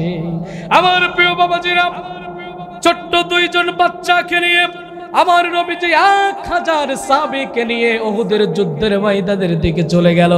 যাওয়ার পরে আমার নবীজি সাউথ নামক স্থানে আবারও তিনি দাঁড়ালেন। প্রথমে দাঁড়িয়েছিলেন সাকওয়াত নামক স্থান, 2 নম্বর যে জায়গাটায় দাঁড়িয়েছেন এই জায়গাটার নাম হচ্ছে সাউথ নামক একটি স্থান। কি নাম? সাউথ নামক স্থানে আমার নবীজি দাঁড়িয়েছেন। দাঁড়ানোর পরে আল্লাহর নবী সাল্লাল্লাহু আলাইহি ওয়াসাল্লাম দেখলেন কাফেরেরা আমার নবীর থেকে খুব বেশি দূরে নয়, ওই দোকান আর এখানে হচ্ছে মুসলমান। কাফেরেরা কয় হাজার, কাফেরেরা কয় হাজার, মুসলমান কয় হাজার। আমার প্রিয় বাবাজিরা, আল্লাহর নবীজি কাফেরদের ওখানে দেখতে পাচ্ছেন, আর এখানে মুসলমানদেরকে সাউথ নামক স্থানে শিবির স্থাপন করলেন। সাউথ নামক স্থানে যখন শিবির স্থাপন করলেন, সাথে সাথে কাফেরদেরকে দেখে আব্দুল্লাহ ইবনে উবাইর মাথা ঘুরে গেছে। কার মাথা ঘুরছে? আব্দুল্লাহ ইবনে উবাইর মাথা ঘুরে গেছে। মাথা ঘুরে যাওয়ার সাথে সাথে আব্দুল্লাহ ইবনে উবাই বলতেছে, আব্দুল্লাহ ইবনে উবাইয়ের দায়িত্বে 300 জন রয়েছে। কয় জন বলেন? 300 জন রয়েছে। এই 300 জনের ভিতরে আল্লাহর নবী সাল্লাল্লাহু আলাইহি ওয়াসাল্লাম লিডার করে দিয়েছে আব্দুল্লাহ ইবনে উবাইকে। যারা মুনাফিক তারা এ দলেও চষে ও দলেও চষে। কথা বলেন? এ দলেরও খায় ও দলেরও খায়। কথা বলেন? চাচা তুমি আসো বলে একেবারে আমি আসি, ঠিক কিনা? ভোট দেওয়ার দিন একেবারে ঘরের সামনে মানদুল রেছে দুটো বন্ধু শুই দেয়।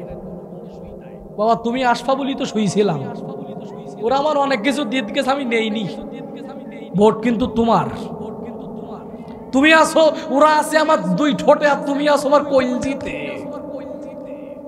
ঠিক কিনা? আছে এমন চাচা? আছে অবশ্যই নেই। আমার চাচা মানদুল নেছি শুই থাকে বাড়ির সামনে ভোটের আগে।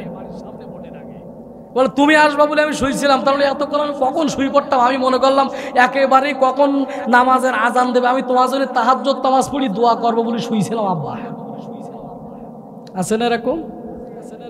বলে চাচা তা অবশ্যই আমার মার্কাটার কথা মনে রেখো। হ্যাঁ ছাতা মার্কা আমার মনে থাকবে অবশ্যই। ছাতা তো আমার ঠোঁটে না, আমার কলজিতে। ছাতা আমার ঠোঁটে নেই, আমার মাথায় আছে। ঠিক কিনা বলেন? আব্বা তোমার জন্য অবশ্যই আমি তাহাজ্জুদ নামাজ পড়ি দোয়া করব। ওদের আমি এমনি বিদায় করে দিচ্ছি। ওরা আমার ৬,০০০ টাকা দিতে গেলে আমি নেইনি, তার মানে বুঝই দিলে ওরা আমার ৬,০০০ দিয়ে গেছে। তুমি যদি ১২ না দাও তাও ভোট তোমার হবে না। ঠিক কিনা বলেন? তখন চামচার কাছে শোনে এই ও তো ৬,০০০ দিয়েছে, এখন কি করা যায়? চামচা কয় বাবা চেয়ারম্যান সাহেব ওর ১২ দাও, তা নাহলে ভোট কিন্তু দেবে না। ওর ঘরে কিন্তু ১১টা ভোট আছে না নাই বলেন তো? এরাই হচ্ছে মুনাফিক প্রকৃতির মানুষ। আব্দুল্লাহ ইবনে উবাই দেখলেন ওখানে কয় হাজার? ৩,০০০, আর আমরা মাত্র ১,০০০। সাথে সাথে তার ভোল চেঞ্জ হয়ে গেছে। সাথে সাথে ওই ৩০০ লোক নিয়ে এসে আবদালে চলে গেছে। যাওয়ার পরে বলতেছে দেখেছিস তো ওরা কতটা, আমরা কিন্তু মাত্র ১,০০০। আমরা কয় হাজার? ওরা যদি একবার করে আমাদেরকে ধরে তা একবারে কিন্তু ৩টি করে মায়ের ঘাড়ে পড়বে। চল ওর থেকে আমরা বাড়ি চলে যাই। সাথে সাথে আব্দুল্লাহ ইবনে উবাই আল্লাহর নবীর সামনে এসে, আল্লাহর নবী সাল্লাল্লাহু আলাইহি ওয়াসাল্লাম তখন নামাজে দাঁড়িয়ে আছেন। ইশারের নামাজের কিছুক্ষণ পূর্বে আল্লাহর নবী সাল্লাল্লাহু আলাইহি ওয়াসাল্লাম আবাবিলের নামাজ পড়ছে। এমন সময় আব্দুল্লাহ ইবনে উবাই অনেকজন সাহাবীদের কিনা এক জায়গায় দাঁড়িয়ে পরামর্শ করছে, আল্লাহর নবী তো আমার কথা শুনিনি, আমি তোমাকে এই যুদ্ধতে আর নেই। ও চেয়েছিল মদিনায় যুদ্ধ হোক, কথা কি মনে আছে তো আপনাদের? চলবে? আমার প্রিয় বাবাজিরা, আব্দুল্লাহ ইবনে উবাই বললেন আল্লাহর নবী তো আমার কথা শোনে নাই, আল্লাহর নবী যে যাদের কথা শুনিছে তাই কিনে যুদ্ধে যাক, আমি বাড়ি গেলাম। নাউজুবিল্লাহ বলেন। সাথে সাথে আমার প্রিয় বাবাজিরা, আমার প্রিয় বন্ধুরা, আব্দুল্লাহ ইবনে উবাই ৩০০ জন লোক নিয়ে বলতেছে আল্লাহর নবী যে যার কথা শুনে যুদ্ধ এসেছে, আল্লাহর নবী তাদের নিয়ে যুদ্ধে যাক, আমরা ৩০০ লোক চলে গেলাম। তাহলে আর আছে কতজন? ১,০০০ থেকে যদি ৩০০ চলে যায় আছে কতজন? আমার প্রিয় বাবাজিরা, আব্দুল্লাহ ইবনে উবাই যখন চলে যেতে চান এমন সময় আব্দুল্লাহ বিন হারাম রাদিয়াল্লাহু তাআলা আনহু আব্দুল্লাহ ইবনে উবাইকে বলতেছেন, আব্দুল্লাহ জীবনে কত বড় বড় অন্যায় করেছো, আমার নবীজি তোমাকে কিছু বলে নাই, আর সেই নবীকে ফেলে রেখে তুমি কি যুদ্ধের ময়দান থেকে পালিয়ে যাবে? তখন আব্দুল্লাহ ইবনে উবাই কাফেরদের শুনাইতেছে আর বলতেছে, যুদ্ধ যে হবে না তাহলে আমাকে আনার দরকার সেল কি? চিন্তা করি দেখেছেন? ও একদম মাঝখানে মিডিল পয়েন্টে দাঁড়াই কথা বলতেছে যাতে ওরাও শুনতে পায় যে ও ওই দলেরই, সবাই মাল নিজের ও ছেড়ে দেয়। ওর চিন্তা চেতনা যে যাই হোক না কেন, আমি সব দলে যেদিক বৃষ্টি হোক না কেন সাথী আমি সেই দিকেই। ঠিক কিনা বলেন? যদি মুহাম্মদ যেতে আমি তার দলে, যদি কাফেরেরা যেতে তাহলে আমি তো আগেই। ঠিক কিনা বলেন? একেবারে মাঝখানে দাঁড়িয়ে মুসলমানদের সাথে কথা বলতেছে যে মুহাম্মদ আমার কথা তো শুনিনি, আমি মুহাম্মাদের দলে আর নেই। নাউজুবিল্লাহ পড়েন। তার মানে কাফেরেরা শুনুক যে ও মুহাম্মাদের বিরুদ্ধেও যুদ্ধ করতেছে। নাউজুবিল্লাহ পড়েন। আমার প্রিয় বাবাজিরা, তার চিন্তা চেতনা এখানে ৩টা ছিল। কয়টা? আরো জোরে, জোরে হলো না, আরো জোরে। ও চিন্তা চেতনা কয়টা? ১ নাম্বার হচ্ছে আমি যদি এই ১,০০০-এর ভিতরে থেকে আমি যদি ৭০০ লোক, আমি যদি ১,০০০-এর ভিতর থেকে আমি যদি ৩০০ লোক নিয়ে যদি চলে যাই তাহলে এই ৭০০ লোকের মনোবল ভেঙে যাবে। ঠিক কিনা বলেন? একটা দল থেকে যদি অন্তত ৫ জন লোকও চলে আসে, যদি এখান থেকে এই মাঝখানে তো ৬ জন লোক উঠে যায় তখন মনে হুজুর তালি খারাপ আওয়াজ করতে মনে হয়। যে যার কাছে ভাল লাগে লাগুক, এই ৬ জন লোক উঠে যাওয়া মানে মনে করবে যে ও হইগে। ঠিক কিনা বলেন? সম্মানিত হাজিরিন, যে আমি যদি ৩০০ লোক নিয়ে এখান থেকে ভেঙে যায় তাহলে অন্য ৭০০ লোকের মনোবল ভেঙে যাবে। ২ নাম্বার, কাফেরেরা যখন আমার এই চলে যাওয়া দেখবে আমি কাফেরদের কাছে ভালো হয়ে গেলাম, তিন নম্বর, কোন ক্রমেই যদি মুহাম্মদকে তারা যদি হত্যা করতে পারে তাহলে ওই মদিনার সবকিছু দায়িত্ব আসবে আমার। নাউজুবিল্লাহ পড়ে। কয়টা চিন্তা! সাথে সাথে 300 লোক নিয়ে যখন আব্দুল্লাহ ইবনে উবাই যখন বিদায় হয়ে গেছেন, সত্যি সত্যি ওই দলের দুইটা দলের মনোবল ভেঙে গিয়েছে। আল্লাহু আকবার পড়েন। তারা চিন্তা ভাবনা করতে লাগলেন, আল্লাহর নবীজির একজন প্রিয় সাহাবী আব্দুল্লাহ ইবনে উবাই যেহেতু চলে যাচ্ছে, আমাদের ওইখানে আর থাকার দরকার নাই। আমার প্রিয় বাবাজিরা, আমরা তো দুর্বল প্রকৃতির ইমানদার। এই জন্যে কোনো মানুষ যখন ভালো কাজ করতে যায়, ভালো কাজ করতে যে ওই ব্যক্তি যখন মার খায় তখন আর কেউ সামনে যায় না। ঠিক কিনা বলেন?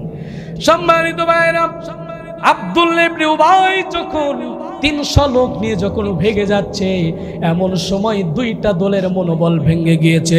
আল্লাহ তাআলার সাথে সাথে আয়াতে কারিমা নাজিল করেছেন, ইয হাম্মাত তাইফাতানি মিনকুম আন তাফশালা ওয়াল্লাহু ওয়ালিয়্যুহুমা ওয়া আলাল্লাহি ফালইয়াতাওয়াক্কালিল মুমিনুন। আল্লাহ তাআলা বললেন, যখন তোমাদের মধ্য থেকে দুইটা দল হারিয়ে যাওয়ার জন্য তাদের মনোবলকে ভেঙে ফেলানো হলো, তাদের এই দুইটা দলকে আবারও মুহাম্মদ তোমার মুখে করে দেওয়ার জন্য আমি রব্বুল আলামিন তাদের অভিভাবক হিসাবে কাজ করেছি। আর যারা ইমানদার তারা কারোর উপরে ভরসা করবে না, তারা একজনের উপরে ভরসা করবেন, তিনি কে? আল্লাহ তাআলা তারপরে আয়াতে বললেন, ওয়ালাকাদ নাসারাকুমুল্লাহু বিবাদরি ওয়া আনতুম আযিল্লাহ ফাত্তাকুল্লাহা লাআল্লাকুম তাশকুরুন। আল্লাহ তাআলা বললেন, ওগো মুহাম্মদ, সেই সময়ের কথা স্মরণ করো যেই সময় তুমি 313 জন সাহাবী নিয়ে বদরের ময়দানে লড়াইয়ের জন্য এসেছিলে, কিন্তু তোমরা জানতে তোমরা দুর্বল, কিন্তু তোমাদের মনোবল, তোমাদের ভরসা আল্লাহর উপরে থাকার জন্য আমি রব্বুল আলামিন ওই যুদ্ধের ময়দানে তোমাদেরকে আমি আল্লাহ তাআলা বিজয় দান করেছিলাম। আল্লাহ তাআলা বললেন, ইয তাকুলু লিল মুমিনিনা আলাইয়াকফিয়াকুম আইয়ুমিদ্দাকুম রাব্বুকুম বিসালাসাতি আলাফিম মিনাল মালাইকাতি মুনজালিন। আল্লাহ তাআলা বললেন, ওগো মুহাম্মদ, সেই মুহূর্তের কথাগুলো স্মরণ করো। তোমার 313 জন সাহাবী কিছুই পারে নাই, আমি আল্লাহ তাআলা তোমরা আমার উপরে ভরসা করেছিলে বলে সালাসাতি আলাফিম মিনাল মালাইকাতি মুনজালিন, আমি আল্লাহ তাআলা 1 নয় 2 নয়, আমি আল্লাহ তাআলা 3000 ফেরেশতা পাঠিয়ে তোমাকে বদরের যুদ্ধের ময়দানে জয়ী করেছিলাম।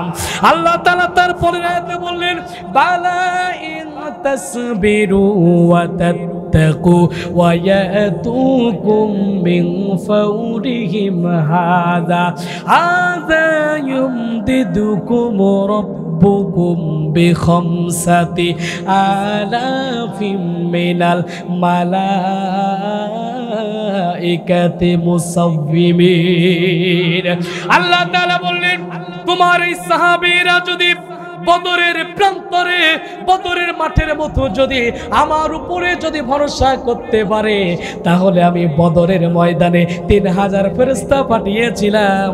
আর তোমার ওই সাহাবী যদি এই উহুদের যুদ্ধের ময়দানে যদি আমার উপরে যদি আবার যদি ভরসা করতে পারে, তাহলে আমি আল্লাহ তাআলা 1000 নয় 3000 নয়, আমি আল্লাহ তাআলা বিখামসাতি আলাফিম মিনাল মালাইকাতি মুসাওয়িমিন, আমি আল্লাহ তাআলা উহুদের যুদ্ধের ময়দানে 5000 ফেরেশতা পাঠিয়ে তোমাদেরকে বিজয় করে দেব। আমার প্রিয় বাবাজিরা, আমরা শুধুমাত্র সাপোজ একটা উদাহরণ দেখেন, আপনি দ্রুত পালিয়ে যান, গণভবন কিন্তু 60 লাখ লোক অ্যাটাক করে ফেলেছে। ঠিক কিনা বলেন? কোথা থেকে গেল 60 লাখ লোক? আমার প্রিয় বাবাজিরা, আমার কাবা ভাঙতে এলে পাঠাও আবাবিল, দাও খুদা দাও আমায় আবার ও মুর্দারাজ দিল।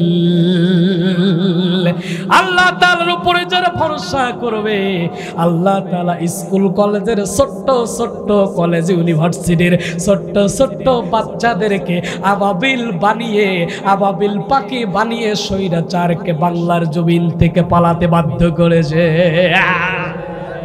ঠিক কিনা? আবাবিল পাখি আমরা দেখি নাই, আবাবিল আমরা দেখি নাই, কিন্তু 5 আগস্টের দিন আমরা আবাবিল দেখেছি। ঠিক কিনা বলেন? রান্না করা ভাত খেয়ে যেতে পারো নাই। ঠিক কিনা? সম্মানিত হাজিরিন, আল্লাহ যদি না চান, অত ইজ্জু মান তাশা অত জিল্লু মান তাশা, আল্লাহ যদি না চায়, ওয়া ইয়ামসাসকাল্লাহু বিদুররিন ফালা কাশিফা লাহু ইল্লা হুয়া ওয়া ইয়ামসাসকা বিখাইরিন ফাহুয়া আলা কুল্লি শাইইন কাদির। আল্লাহ যদি চান, তোমাকে পৃথিবীর কোন মানুষ দমাতে পারবে না, আর আল্লাহ যদি চান, পৃথিবীর কোন মানুষ তোমাকে ধরে রাখতে পারবে না। পেরেছে? 17 বছরে যাদের ভয়ে আমরা ঘরে থাকতে পারে নাই, তারাই তাকে পালিয়ে যেতে বাধ্য করেছে। কথা বলেন, পালিয়ে যেতে বাধ্য করেছে। আমার প্রিয় ভাইরা, এই পৃথিবী কারোর দাম দেয় না, এই পৃথিবী কারোর মনে রাখে না, এই পৃথিবী কারোর কোনোদিন জায়গা করে দেয় না। ঠিক কিনা বলেন?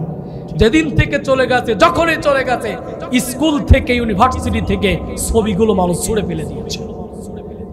দেখেছেন আপনারা? এটা কি কোনো নতুন কথা? সকলে জানেন না এগুলো? আমি এগুলো বলে আর আপনাদের সময় নষ্ট করতে চাচ্ছি না। সবাই জানে, সবাই জানে, এ কথা সবাই জানে। সম্মানিত হাজিরিন, তাহলে আল্লাহর উপরে যারা ভরসা করবে, তাদেরকে সাহায্য করবে কে? আমরা কি স্বচক্ষে দেখেছি কি দেখি নাই?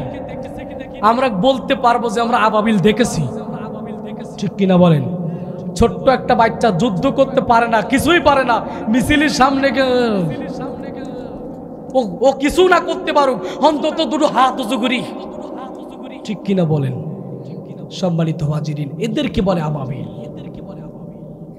আমার প্রিয় বাবাজিরা, তাহলে সেখান থেকে বিদায় হয়ে গেল কতজন? আছে কয়জন? মনে আছে আপনাদের? খারাপ লাগছে ভাই? আমি যে আয়াত পড়লাম, এটা এখনো তার শানে নুজুল চলতেছে, এখনো সে আয়াতের মূল বক্তব্য ঢুকতে পারিনি। হ্যাঁ, সম্মানিত হাজিরিন, যেইভাবে আল্লাহ তাআলা বদরের প্রান্তরে মুসলমানদেরকে বিজয় দান করেছিলেন, সাথে সাথে আল্লাহ সুবহানাহু ওয়া তাআলা, আল্লাহ নবীজি বলেছেন, যদি তোমরা আল্লাহর উপরে ভরসা যদি করতে পারো, আল্লাহ তাআলা তোমাদেরকে বিজয় দান করবেন। আমার প্রিয় বাবাজিরা, আমার নবীজি 700 জন লোক নিয়ে যুদ্ধের ময়দানে চলে গেল। যাওয়ার পরে আমার নবী সাল্লাল্লাহু আলাইহি ওয়াসাল্লাম এর ভিতরে 50 জন মানুষকে, 50 জন সাহাবীকে তীরন্দাজ, অর্থাৎ যারা তীর পারদর্শী, এই তীর পারদর্শীকে 50 জন লোককে, 50 জন সাহাবীকে একটি পাহাড়ের উপরে রেখে দিলেন। এই 50 জন সাহাবীরা অত্যন্ত তীর পারদর্শী। এই তীর পারদর্শী 50 জন সাহাবীকে যে পাহাড়টার উপরে রাখলেন, এই পাহাড়টির নাম হচ্ছে জাবালে রুমাত। কি নাম বললাম? জাবালে রুমাত। এই জাবালে রুমাতের ভিতরে আমার নবীজি যাদেরকে রাখলেন, আল্লাহর নবীজি যখন তাদেরকে রাখলেন আর বললেন, আমার সাহাবীরা তোমরা শোনো, তোমরা যদি দেখো আমরা যুদ্ধ করতে করতে কাফেরেরা আমাদেরকে হত্যা করে ফেলেছে, কাফেরেরা আমাদেরকে ক্ষতবিক্ষত করে ফেলেছে, কাফেরেরা আমাদের চোখগুলোকে উকড়ে ফেলে নিয়েছে, কাফেরেরা আমাদের নখগুলোকে তুলে ফেলে দিয়েছে, কাফেরেরা আমাদের চুলগুলোকে উঠিয়ে ফেলে দিয়েছে, এমনকি তোমরা যদি দেখো আমাদের মৃত্যুর পরে পাখি এসে আমাদের চোখগুলোকে ঠুকরে ঠুকরে খাচ্ছে, তারপরেও তোমরা আমি অনুমতি না দেওয়া পর্যন্ত এই পাহাড় থেকে নিচে নামবে না। কয়জনকে বললেন? কয়জন? 50 জন সাহাবীকে আমার নবীজি যখন আমল করে বললেন, তোমরা যতই যা কিছু হয়ে যাক না কেন তোমরা এই পাহাড় থেকে নিচে নামবে না। এমন সময় আল্লাহর নবীজি বিভিন্ন জায়গায়, কোন জায়গায় 30 জন, কোন জায়গায় 20 জন, কোন জায়গায় 50 জন, ঠিক এমন করে আমার নবীজি ওই পাহাড়টাকে কেন্দ্র করে উহুদের যুদ্ধের ময়দানটাকে সাজিয়ে ফেললেন। কাফেরেরা কয় হাজার, মুসলমান আছে কয়শ? মুসলমান আছে 700। ঠিক তেমনি করে আমার নবীজি প্রত্যেকটা জায়গায় আমার নবীজির কলিজার টুকরা সাহাবীদেরকে সাজিয়ে থরে থরে রেখে দিলেন। আর 50 জন সাহাবীকে কোথায় রাখলেন বলেন? পাহাড়ের উপরে রাখলেন আর বললেন, তোমরা যদি দেখো আমাদের মৃত্যুর পরে আমাদের চোখগুলো পাখিতে উকড়ে খেয়ে ফেলছে, এরপরেও তোমরা ওই পাহাড় থেকে নিচে নামবে না আমি না বলা পর্যন্ত। সম্মানিত ভাইরা, আমার নবীজি যুদ্ধের জন্য প্রস্তুত হয়ে গেলেন। কাফেরেরা এমন সময় সর্বপ্রথম মুসলমান কখনো কোনোদিন কোনো কাফেরকে আগে গায়ে হাত তোলে না। আগে কাফেরেরা আক্রমণ করলে তারপরে মুসলমানরা সেটাকে প্রতিহত করে। সম্মানিত ভাইরা, আমার নবীজি সাথে সাথে যখন কাফেররা তার কওমদের উপরে, তার সাহাবীদের উপরে আক্রমণ করা শুরু করে দিয়েছে, সাথে সাথে আমার নবীজি তাদের উপরেও সাহাবীদেরকে আক্রমণ করতে বললেন। আক্রমণ করার সাথে সাথে কাফেররা সেখান থেকে পালানোর জন্য বাধ্য হয়ে গেল। তারা দেখবেন তারা মুখে ফটর ফটর করে কিন্তু কাজে শেষ। ঠিক কিনা বলেন? কাফের, নাস্তিক, মুরতাদ, বেদুইন, ইহুদি, নাসারা এরা সবসময়ের জন্য মুখে ফটর ফটর করে। মুনাফিকরাও শুধু মুখে ফটর ফটর করে কিন্তু কাজে তারা শেষ। আমার নবীজি যখন আল্লাহর নবীদের সাহাবীদেরকে মারতে বললেন, মারতে মারতে যখন কাফেরদেরকে কচু কাটা করা শুরু করে দিয়েছেন, এমন সময় কাফেরেরা সেখান থেকে পালাতে বাধ্য হয়ে গেছেন। আমার প্রিয় বাবাজিরা, কাফেরেরা যখন সেখান থেকে পালাতে বাধ্য হয়ে গেছেন, কাফেরেরা সেখান থেকে পালিয়ে কোথাও যায় নাই। আল্লাহর নবীজি যে পাহাড়টির উপরে সাহাবীদের 50 জনকে রেখে এসেছিল, ওই কাফেরেরা তখন খালিদ ইবনে ওয়ালিদের নেতৃত্বে ওই কাফেরেরা তখন ওই পাহাড়ের পাশে যে সেখানে চুপটি করে বসে আছেন। কাফেরেরা তখন কি করলেন? মুসলমানরা যখন তাদেরকে কচু কাটা করা শুরু করেছে তখন সেনা মাঠ ছেড়ে পালায় নাই। কথা এখনো মনে রাখেন, তারা কিন্তু এখনো মাঠ ছেড়ে পালায় নাই, তাদের দোসরেরা সব জায়গায় আছে। ঠিক কিনা বলেন? কাফেররা ঠিক সেইভাবে চুপটি করে এই পাহাড়ের নিচে ওই ঝোপঝড়ের আড়ালে ওখানে কিছু এখানে কিছু, তারা মাইর খাবার ভয়ে সেখান থেকে তারা একটা জায়গায়, তারা সুন্দর করে তারা একটা জায়গায় বসে থাকলেন যাতে করে মুসলমান তাদেরকে আর দেখতে না পায়। এমন সময় মুসলমান মনে করলেন, আপনি একটু চিন্তা করে দেখেন, এই উহুদের যুদ্ধ আর আমাদের বাংলাদেশ এখন ঠিক সেম সেম চলতেছে। আমার প্রিয় বাবাজিরা, যখন কাফেরেরা যখন এইভাবে পালিয়ে আছে, আল্লাহর নবীজি কয়জন সাহাবীকে পাহাড়ের উপর থেকে নামতে নিষেধ করেছিলেন? কয়জন? 50 জন সাহাবীকে যখন আমার নবীজি, তাদের একজনের নাম হচ্ছে আব্দুল্লাহ ইবনে জুবায়ের রাদিয়াল্লাহু তাআলা আনহু, তার নেতৃত্বে আমার নবীজি ওই 50 জনকে রাখলেন আর এই উহুদের যুদ্ধে মুসলমানদের কমান্ডার বানিয়ে দিলেন। তার নাম হচ্ছে মুসআব ইবনে উমাইর। কি নাম বললাম? মুসআব ইবনে উমাইর। তার আগে থেকে একটু কথা বলে রাখি, শুনেন, মুসআব ইবনে উমাইরের চেহারাটা কিছুটা আমার নবীজির মতো। সুবহানাল্লাহ। আমার নবীজির সূরাতের মতো কিছুটা মুসআব ইবনে উমাইর। চোখগুলা কিছুটা আমার নবীজির মতো, আমার নবীজির মতো তার হাঁটার চাল চলন কিছুটা ছিল। কোন ব্যক্তি যদি দূর থেকে মুসাব ইবনে উমাইরকে হাঁটতে দেখতেন তাহলে সে আমার নবী মনে করে সে সাথে সাথে তার দিকেই মনে করতেন। সুবহানাল্লাহ। তার কিছু কিছু চাল চলন আমার নবীজির মতো ছিল। মুসাব ইবনে উমাইর ইসলামের জন্য যে কি পরিমাণে কষ্ট করেছে, আল্লাহ যদি কোনোদিন আমাকে আবারও এলাকায় নিয়ে আসে আমি বলবো ইনশাআল্লাহ। সম্মানিত ভাইরা, মুসাব ইবনে উমাইর উহুদের যুদ্ধের কমান্ডার।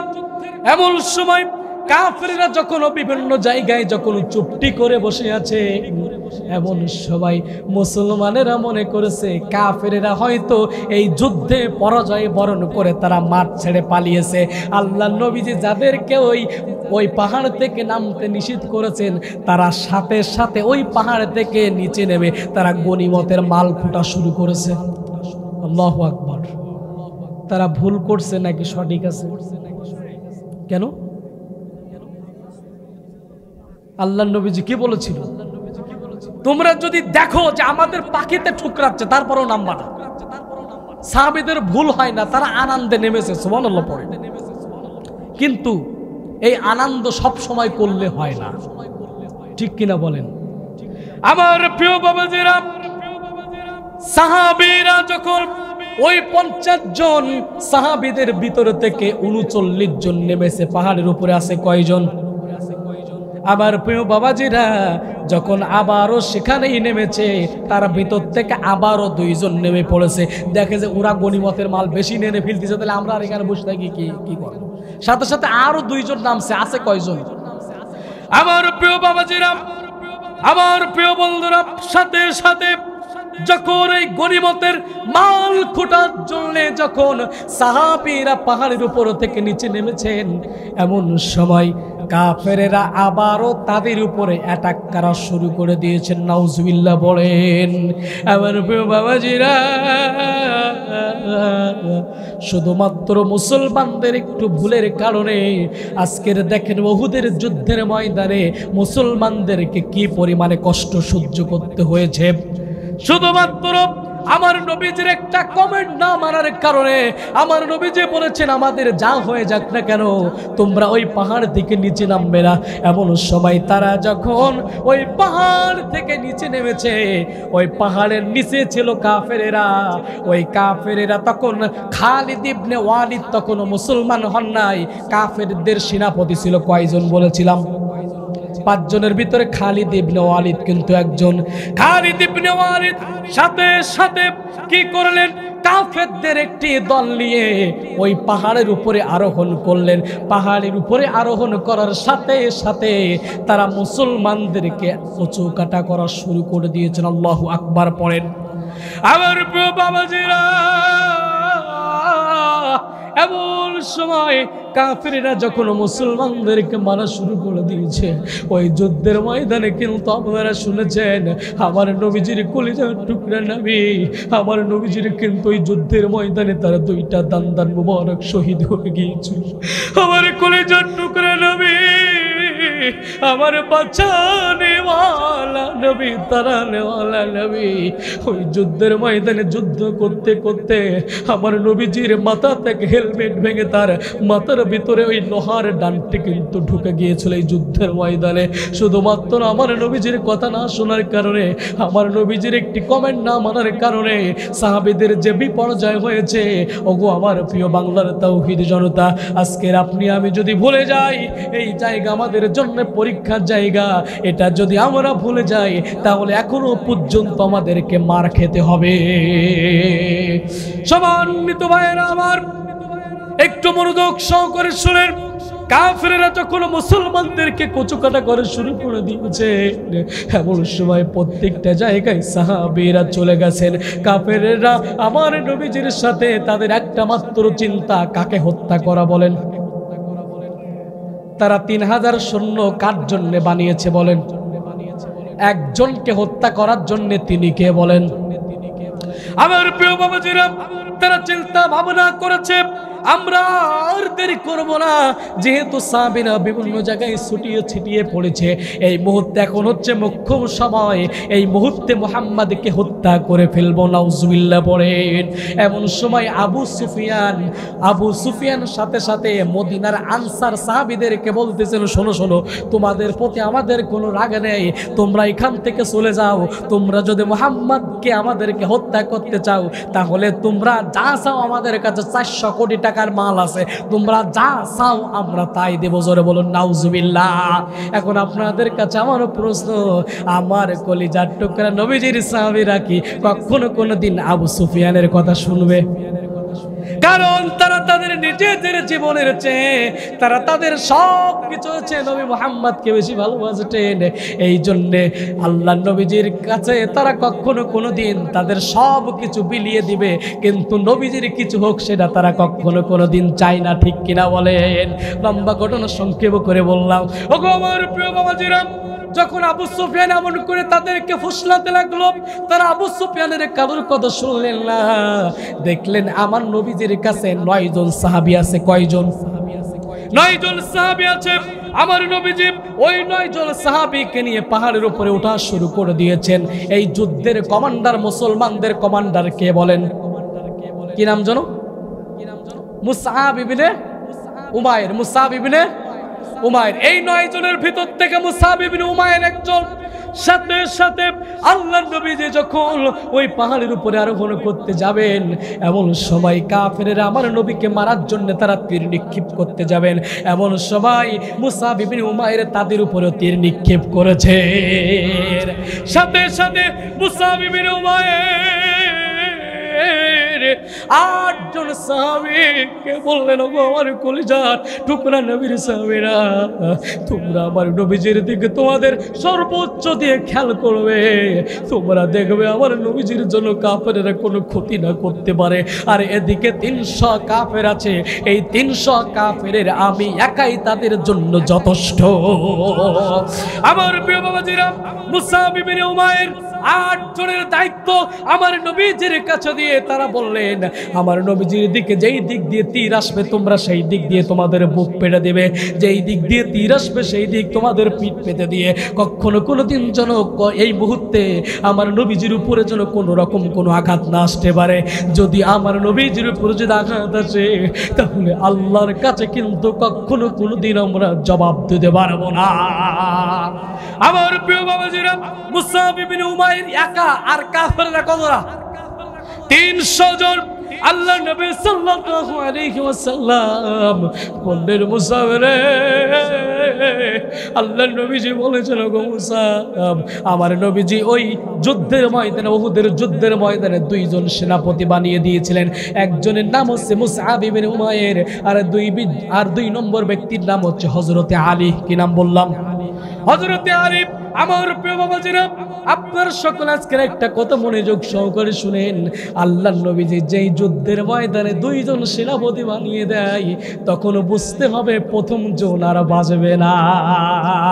কারণ মুতার প্রান্তরে আমার নবীজি সেনাপতি বানিয়ে দিয়েছিলেন কয়জনের? তার ভিতর থেকে আমার নবী যেটা বোঝাতে চেয়েছেন, 2 জন বাজবে না। আল্লাহু আকবার। আমার নবীজি যখন মুসআব ইবনে উমাইরকে বললেন, মুসআব, তুমি আমার জন্য এত কিছু করছো, ও মুসআব সাবধানে যুদ্ধ করবে। আল্লাহর নবীজির কাছে তখন মুসআব বললেন, হুজুর গো, আপনি যখন আমার পরে একজনকে সেনাপতি বানিয়ে দিয়েছেন গো আল্লাহর হাবিব, তখন আমি বুঝে ফেলেছি এই যুদ্ধের ময়দানে আমি আর বাঁচব না। আমার প্রিয় বাবাজিরা, এমন সময় মুসআব ইবনে উমাইর রাদিয়াল্লাহু তাআলা আনহু আমার নবী সাল্লাল্লাহু আলাইহি ওয়াসাল্লামকে 8 জনের কাছে দায়িত্ব দিয়ে তিনি কাফেরদের সাথে লড়াই করতেছেন। মুসআব ইবনে উমাইর কয়জন? আর কাফেরেরা কয়জন? কাফেরেরা হচ্ছে 300। মুসআব ইবনে উমাইর রাঙ্গা তরবারি নিয়ে কাফেরদেরকে ধাওয়া করলেন। ঠিক কাফেরেরা কি করলেন? কাফেরদেরকে যখন ধাওয়া করলেন, তারা তখন কুকুরের মতো পালিয়ে যায়। আবার যখন মুসআব ইবনে উমাইর আমার নবীকে প্রোটেক্ট করার জন্য আসে, আবার কাফেররা ঠিক এইভাবে আবার আসতে থাকে। এমন সময় কাফেরেরা আমার নবীকে মারার জন্য সর্বোচ্চ চেষ্টা করতেছে। করতে করতে আমার নবী সাল্লাল্লাহু আলাইহি ওয়াসাল্লামকে মুসাব ইবনে উমাইর সর্বোচ্চ প্রোটেক্ট দেওয়ার জন্য বারবার করে কাফেরদেরকে তাড়িয়ে দিচ্ছে, আবার তারা আসতেছে। এমন সময় মুসাব ইবনে উমাইর তাদের দিকে তরবারি ধরলেন না, তার জবানের তরবারি তিনি সাথে সাথে বললেন আল্লাহু আকবার। একটু চিল্লায়ে বলেন আল্লাহু আকবার, আল্লাহু আকবার, আল্লাহু আকবার। কাফেররা কিছুই ভয় পায় না, কিন্তু এই স্লোগান দিয়ে কাফেরদের থরকম্প বেঁধে যায়। ঠিক কিনা বলেন? কাফেররা কিচ্ছুই ভয় পায় না, নাস্তিক মুরতাদ বেদুইন এরা কিছুই ভয় পায় না। এদের জীবনের সব থেকে বড় যে সমস্যা সেটা হচ্ছে নারাই তাকবীর, আল্লাহু আকবার। ঠিক কিনা বলেন? নারাই তাকবীর স্লোগান আমাদের সময় নারাই তাকবীর স্লোগান কিছুদিন আগে একটি জঙ্গি স্লোগান হিসাবে ধরা হয়েছে। ঠিক কিনা বলেন? সম্মানিত ভাইরা, নারাই তাকবীর স্লোগান কোন জঙ্গি স্লোগান নয়, নারাই তাকবীর স্লোগান কোন দলের স্লোগান নয়, নারাই তাকবীর স্লোগান আমার রবের স্লোগান। সম্মানিত ভাইরা, নারাই তাকবীর স্লোগান, এই স্লোগান রক্ষার্থে যদি আপনাকে আমাকে আবার যদি জীবন দিতে হয়, কারা কারা প্রস্তুত আছো স্লোগান দিয়ে আল্লাহকে দেখাও?